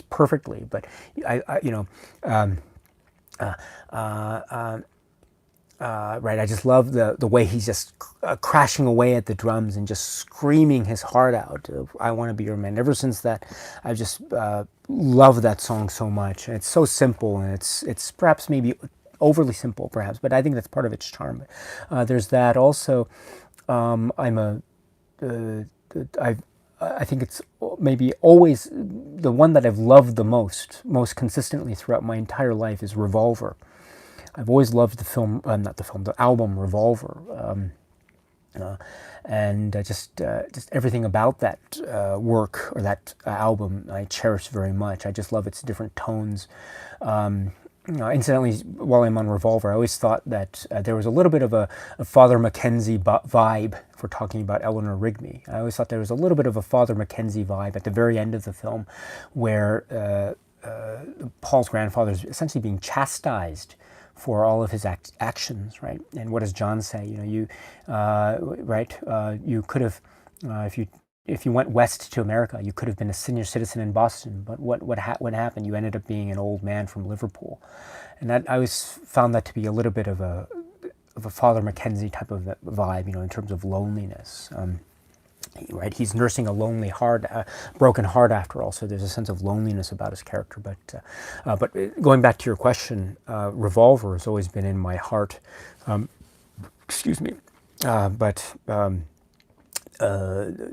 Abbey Road, of course, Let It Be, and I also like right, the Beatles, are also known as the White Album. I mentioned the song Julia, but that's one of the most heart-wrenching songs, and I listen to that almost constantly, or not constantly, but I listen to that very often. Sgt. Pepper's Lonely Hearts Club Band, I love that album so much. My mother, in particular, she's no longer alive, but my mother, when she was alive, she played the piano, and one of the songs she would always play was When I'm 64, and ever since then I have such fond memories of When I'm 64, and there's a particular moment in the song where she would always sing an incorrect part of the lyric. What is it? The lyric is supposed to be something like wasting away. He says wasting away, but my mother would always sing that. She'd play the piano and she'd sing at the same time. And instead of saying wasting away, she'd always say wasting my time. And so whenever that part of the song comes up, I'd always sing out loud to myself, of course, but I'd always say wasting my time, and always remind me of my mother and how she loved to play that song. But I also love the song Lovely Rita, that song Lovely Rita, because I always loved that because that was the song where it's like, what does he say? When are you free to take some tea with me? And I remember when I was young, I was in college, and I was very shy, but there was a young lady that I rather fancied. And so I summoned up the courage to ask her out on a date. And what I said, and the way that I did that was I said, when are you free to take some tea with me? And just quoting a Beatles song, because I thought I couldn't articulate the words because I was very nervous. But I still remember that song very fondly because it helped me to summon up the courage to ask someone out for some tea or coffee or whatever it was, I forget. But and I always like that too. That's the moment too where I always think back on the train in A Hard Day's Night, where Paul goes up to the schoolgirls and he says, "Oh, excuse me, can two of us come here and join you? I'd ask you myself, only I'm shy." I know it's rather arbitrary and it doesn't really exist, the connection, but in my heart, I always like that. That moment always reminds me of the song "Lovely Rita." It always comes after the fact, of course, but there's that. So. Yeah, and I didn't even mention, I know it probably doesn't get a lot of love in the grand scheme of things, but Magical Mystery Tour, if for anything, for the inclusion of Strawberry Fields Forever, right? I really love that song. And also the albums, the anthology albums, I thought were really great. I'm a particular fan of, and 'cause I was still a kid growing up when that came out, it's I have the VHS set, and I have it right here, rather randomly. I didn't mean to keep it here for purposes of this live stream, but I just have it here because I always store it here. And so this is my VHS set of the Beatles anthology, and it's all run down. The edges are sort of broken and they're torn and everything, but the tapes still work. And so I always loved this because I loved how it broke down everything into these 8 episodes, and I was such a big fan of this. And I've since acquired other updated versions of this, but I keep this around as my souvenirs of my past that's long gone, because this was something that I always referred to. I would watch this constantly, and I was so amazed by this even now, and it's a really interesting kind of exercise in memory and how people remember things of the past, and how they really happened, and it's very interesting. But anyway, what was I saying? So anyway, I'm sorry. So the anthology albums too, I'm a big fan of. In particular, the second disc of Anthology 2. Because it includes a great rendition of the song "Across the Universe" that ends the second disc. I had those on CD because they came out during the age of CD, and so the second disc was of the end of the second disc of Anthology 2 was "Across the Universe," which was a lovely, lovely performance of that, and then also. Anthology 3 as well. I love that as well. The inclusion of performances like "Not Guilty," right? The George Harrison song, right? "Not Guilty." "I won't upset the apple cart. I only want what I can get." I love how he says, "I only want what I can get." He doesn't say get. I love that. But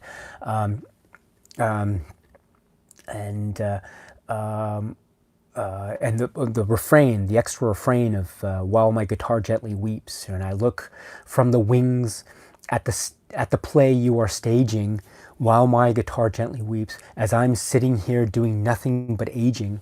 Right? Oh gosh, that's so great. Anyway, and so Anthology 3 as well. I also like Anthology 1 too, but I must admit I'm a little bit more taken with the second and third anthologies more so, but there's that. Of course, the first anthology album has "Free as a Bird" as well, and then the second one has "Real Love." Right, so those were the singles, the new singles that were released as part of the marketing of Anthology, and I must admit too, I'm a big fan of those releases. "Free as a Bird." Incidentally, I love "Free as a Bird." The whole sequence of the Beatles breaking out, we're out, and they're free in "A Hard Day's Night," and of course the song is "Can't Buy Me Love." But always in my heart, I always thought, "Oh, this is free as a bird. They're free as a bird right now." And the helicopter shots, I think, are like the POV, or the what is it, the bird's eye view, and those are literally helicopter or bird's eye view. So literally free as a bird. So anyway, sorry about that. That's a very long-winded way of answering your question, but I really like it. I also "A Hard Day's Night" too. I'm a big fan of the album "A Hard Day's Night." Let's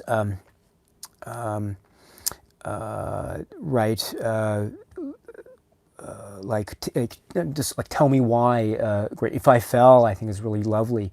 I just mentioned I should have known better, of course, but like it fills me fills me with a lot of joy when I listen to that. So it really depends on my mood and the type of mood that I find myself in at whatever time of day it is, I suppose. But anyway, sorry about that. So anyway, Pete 1972 says, "Just to show my respect and support, to ask about the Beatles for a second, what are some of your favorite songs from them? Also, thank you, and you've left behind a..." Oh wow, thank you. That's very kind of you, Pete 1972. Thank you.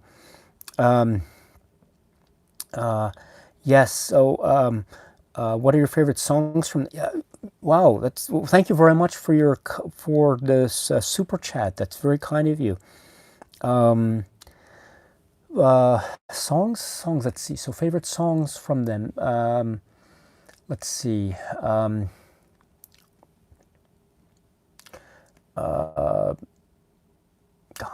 Gosh. A Day in the Life. Yeah. And I love the whole construction of that. That it's an entire universe that is being created and expanding and kind of being destroyed, all in the scope of, what is it, 5 minutes, 4 or 5 minutes, I think. And I also like the Across the Universe I've mentioned before, but the Anthology 2 version of it, the version that's found on Anthology 2, the end of the second disc. And I'm Only Sleeping. I love I'm Only Sleeping. You know, there's a moment in my life when I was an early teen, I was just listening to that song constantly. I was so fascinated by the lyric and by the use of the backwards guitar. I was really fascinated by that. And the melody too is absolutely divine. And let's see. Oh, incidentally, what is it? The anthology version, or the version that of Day in the Life that's found on the anthology version, I think is really really awesome too. Right? Sugar Plum Fairy, and so I thought that's really great. But I could go on and on about this, but yeah, those are just a few. I mentioned it also before, but Julia as well. The song Julia, I always find very quite emotional, given the circumstances of John's particular life with respect to his mother. So I always found that to be quite an emotional song, and it's a very typical song of John's in terms of the lyric, or the type of lyric that it's composed. It's very visual, it's very metaphorical, or it's filled with a lot of metaphors and images that are tied together in a very, let's say, in a kind of abstract, poetic kind of way. So I'm a big fan of that. Anyway, thank you very much again, my friend. Andrew says, I've got blisters on my fingers. Everyone thinks it's Ringo. Yes. And let's see. Oops. Okay, there we go. Pete 1972 says, I have the DVD of A Hard Day's Night, which is based on the same restoration as the Criterion, but still haven't watched it, which is strange because I really love the Beatles. Yes, Rachel says, Paul took over the drumming on Back in the USSR and it stung Ringo as he struggled. Yes, so, and no, Paul's not a better drummer than Ringo. Twisted Razor is here. Sorry for being late, better late than never, I guess. Not a problem at all, my friend. It's nice to see you. It's really nice to see you. Let's see. I love your answer of the favorite Beatles album. Nice to see With the Beatles mentioned. Yes. You know, I love the, you know, I love how With the Beatles is used here, as you know, in sort of kind of reference in the early scene with the dancing, in terms of I Want to Be Your Man and Don't Bother Me and All My Loving, right? And so I really like that. I guess the other one that was not mentioned, Money, right? I know it's not right. I know its place in Beatles discography, and I know it's not quite the Beatles song, but it's I like how it emerges here early, but then we have the song Hard Day's Night, Can't Buy Me Love, and so there's a sort of antithesis there. You know, Money, that's what I want, but then in an album or so later, in a very key song, Can't Buy Me Love, which also appears in this film as well, we have the idea of money can't buy me love. So I always loved that. But here, at the same time, there's a sort of a nuanced take on money and capitalism in this film, as with all Beatles songs, right? They live and breathe in the world of the capitalist instinct, right? The money and transaction, right?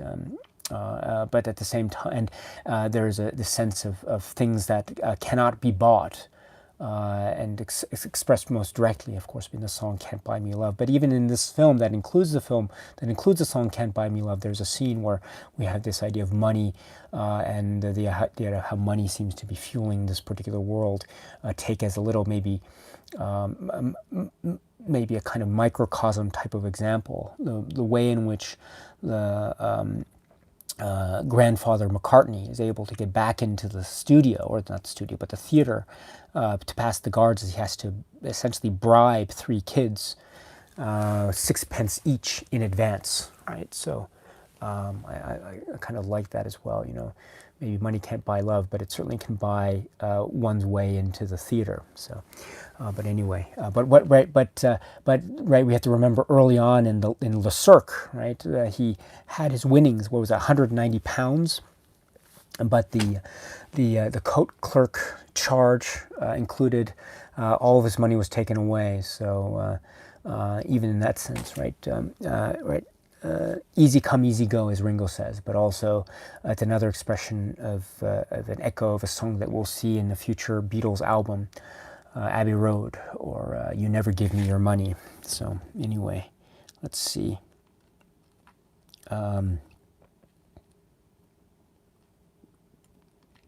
Let's see here. Okay, and let's see. Oh yes, so there's discussion here about the other documentaries here.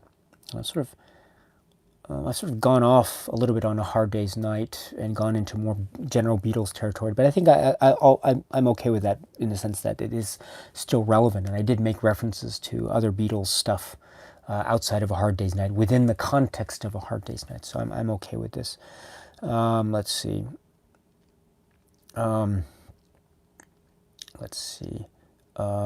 Just scrolling down, the Pete 1972 says, Daisuke Beppu, what is the one Beatles song you would be best at singing? Well, I was mentioning karaoke or karaoke here in Japan, and before this whole world crisis hit, I would go to the karaoke, like we call it in Japanese, karaoke box, which is essentially a room. And there are these couches there, and you can have a group of people go in, and there's a TV with microphones, or not mics, and you can sing, and you can program in the songs, and you can sing. And almost all major karaoke or karaoke boxes or karaoke places here in Japan have the entire Beatles song catalog, and so I mean, they even have songs like She's So Heavy, right? You know that from Abbey Road. They even have that as karaoke. Can you believe that? Not in all places, but in some places they even have that. That's wonderful. But I think it's probably for me, maybe as I mentioned earlier, when I'm 64, just because I have strong, close familial associations with that song in my own mind. But I think also I remember there was a moment where I'm not so good. I used to have more time, and I did a little bit of guitar, not at all good, but I did a little bit of guitar. And I remember I had a little party a little house party when I was living not in Tokyo but in another part of Japan many years ago. And one of the things we did was we were singing Beatles songs, and one of the things I did I sang If I Fell, so bring it back to A Hard Day's Night. So I remember I sang If I Fell, and I don't know if the people I sang it to, I don't know if they were that big into Beatles. They were probably casual Beatles fans at most, and so I would say that If I Fell is probably a song that maybe it wouldn't be surprising if a casual Beatles fan didn't hear of that song, right? It's not necessarily considered a major hit. It's not like Yesterday or Hey Jude or and that sort of thing. But I like that song very much. It has a nice melodic flow to it. Also, the song that I really love to sing in karaoke is not from A Hard Day's Night, but it's a song Don't Let Me Down. I love that song, Don't Let Me Down. And I'd always do the bit, whenever I'd sing it in karaoke, I'd always do the bit that John does on the rooftop when he flubs the line. And then whenever I'd be in karaoke, I'd always sing, whenever it comes up to that part, the second part of the song, don't let me down, da da da da da, I'm gonna listen. I'd always do it in that way, and no one would ever catch me. Although I think someone almost caught me doing that, but I always love to do that whenever I sing. Don't Let Me Down, and I always love to do it. Whenever I'd even sing it by myself, no one would sing it with me. But I'd insist on singing it. The first Don't Let Me Down would be Don't Let Me Down, and then the second time it comes up, I'd always do the Don't Let Me Down, that part. I take it high, so even though there's no one else singing with me, because I always thought that was very important. But anyway, sorry about that. Let's see. Paul is here. Paul, our dear friend. Hello, Dice. Hi, Daisuke. I've smothered myself in love for the Beatles my whole life and think I know everything, but your entire discussion is so refreshing. Okay, thank you. Oh, that's very kind of you. Let's see. Rachel says, oh, Daisuke and film members, I must depart. Yard work calls. Mad respect for you, my friend. I'll be turning in again soon. Peace and love, Beatles fan and critics. Poof. Yes, my dear friend, thank you very much. It's been nice talking with you, Rachel. And you should, anyone who's interested, check out Rachel's channel. It's right there. So Rachel, the Music Man VC, she has her own channel, and she talks about mostly music and albums, although there are occasionally videos where she will post film-related videos. And she comments on my videos quite frequently, as you can see, as exemplified in this particular live chat. A wonderful discussion that she provides, and if you want more of that and more of that great love and passion for it, Beatles, of course, but not just the Beatles, but just music that she loves in general, and specifically. You should check out Rachel's channel, The Music Man VC. So the name has appeared in the live chat. Just a lovely person. So really wonderful. Thank you so much. And let's see. Pete 1972 says, I remember there was one time where I tried to sing A Hard Day's Night once, but my voice is quite high-pitched and not smooth. It went so well that everyone cringed, haha. I'm sure, I'd love to hear you sing A Hard Day's Night. I think you'd do such a great job.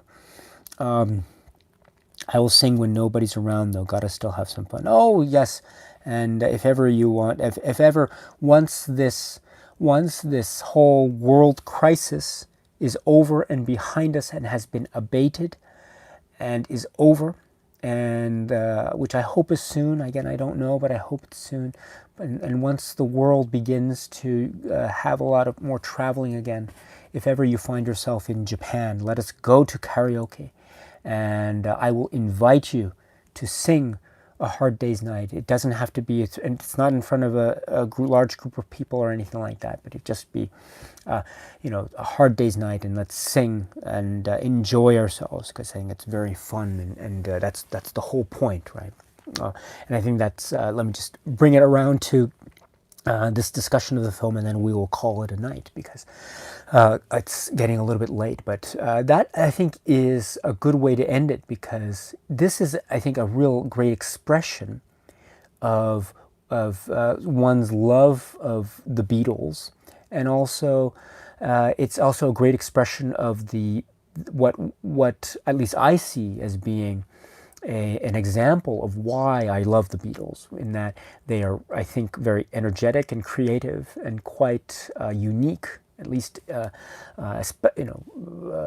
unique in their particular field of music. And then we see how much they've paved the way. There have been many influences on the Beatles too, of course, don't get me wrong. It wasn't like they invented everything out of whole new cloth. They acknowledged that they had influences, of course, but there's just something quite magical about a lot of things that happen. And one of the most magical things about their whole journey and the experience is just how a lot of things of fate converged. Things happened at just the right time. And I think one of those things is A Hard Day's Night. This is a kind of time capsule of Beatlemania during its early stages, or the stages where it became really, it just took the world by storm. And the Beatles came to America, and then just a couple months later, this film hit movie theater screens. And it just, again, as I said, it sealed the deal for a lot of people, and also I think helped to introduce the Beatles to a lot of people who didn't necessarily see them when they're in their first appearances and their first records, etc. And so, but this really helped pave the way, as well as being a film that really respects what the Beatles were about. It didn't just treat them as commodities to be part of a film necessarily. It was trying to show what their personalities were like and who they were, even in clothed in this fiction that was constructed by Alan Owen. I think there is a lot of truth. What did our friend Rachel say? Art imitating life, that kind of thing. And so I think there's a lot of truth and a lot of sincerity and earnestness at the core of this film, which, as I say, is very thoughtfully constructed, very clever, very witty, very funny.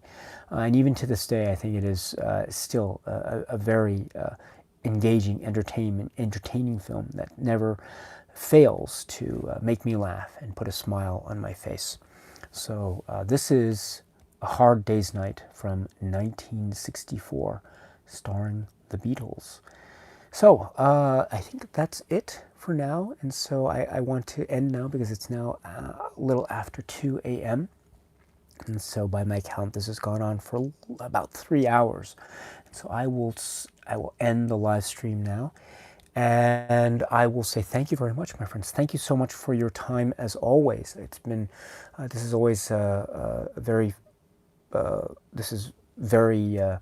how should I put it? I'm very honored to be able to do these things, and it's always nice to be able to speak to you, my dear friends, in real time, live as it were. So thank you so much for taking the time to stop by, even if it's just for a minute or so. I still appreciate that, because I know how busy everyone is, and your own schedules. So thank you so much for that, my friends. Thank you. And I will, let's see, what was I going to say? Oh, yes, tomorrow, of course. Tomorrow is May 31st. So today's now, tomorrow or today, because it's now early Sunday morning, but it's Sunday evening, my time. So in about, what is that? In about, what is that? About 18, 19 hours from now, something like that. I'm not good with my math, but the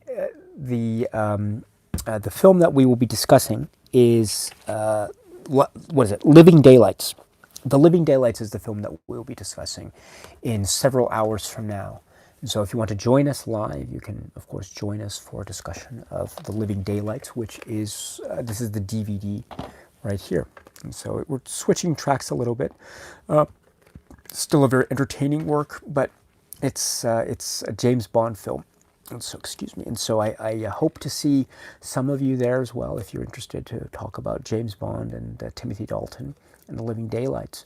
Just to give a little heads up about what I plan to talk about. I do want to talk in particular about why I think Timothy Dalton as James Bond is a really great Bond, and some of the choices that he makes, even with his jokes, which I do acknowledge some of his jokes are probably a bit on the weak side. And I do acknowledge it, but there are some other jokes that he says that I think are really spot on, very clever, and delivered with what's the phrase, with aplomb. And so I'm looking forward to this very, very much. So if you're interested, please join us several hours from now, and we'll do The Living Daylights, and we'll go from there. So anyway, and next week, I should say next Saturday, and I'll make an announcement about this as well. Next Saturday, we will be talking about, let's see, the film which is part of the set from the Criterion Collection, Before Trilogy, Before Midnight. So Before Midnight is going to be next Saturday.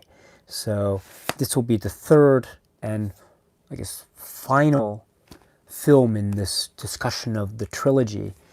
before midnight, and so I'm actually looking forward to this very much. I haven't really spoken too much about these live streams after the fact, but I must say that I'm very, very happy about how the live streams for before sunrise and before sunset have turned out.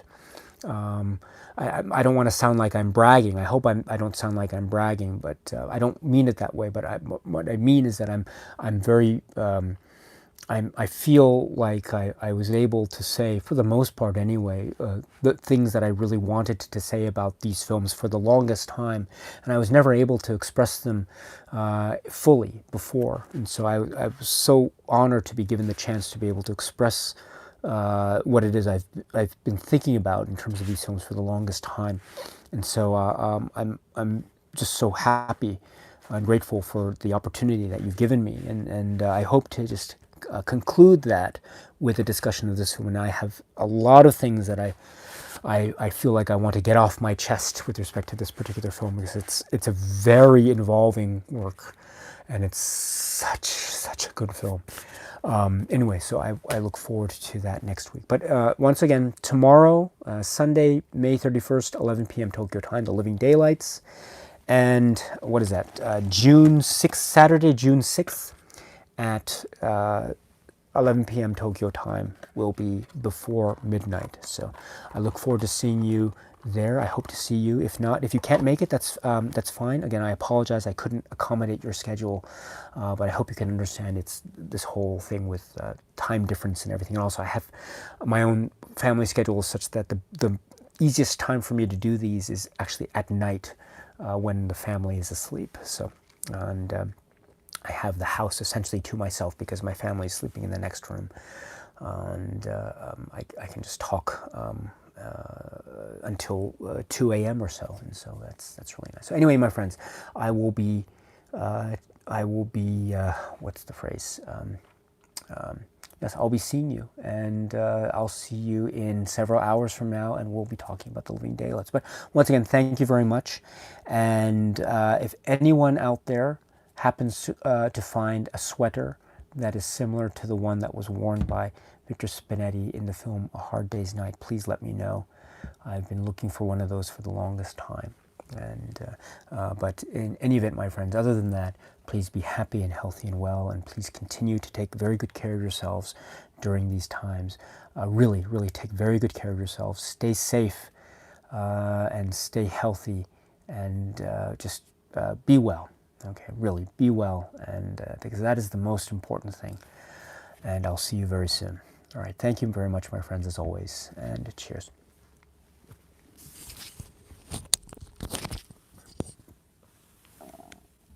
All right, so thank you very much, and it turned out very well, I think. Let's see, and just a couple more, just maybe sleep a few hours, and then get ready, do the final prep for The Living Daylights. So anyway, my friends, I'll see you in a few hours. So take care.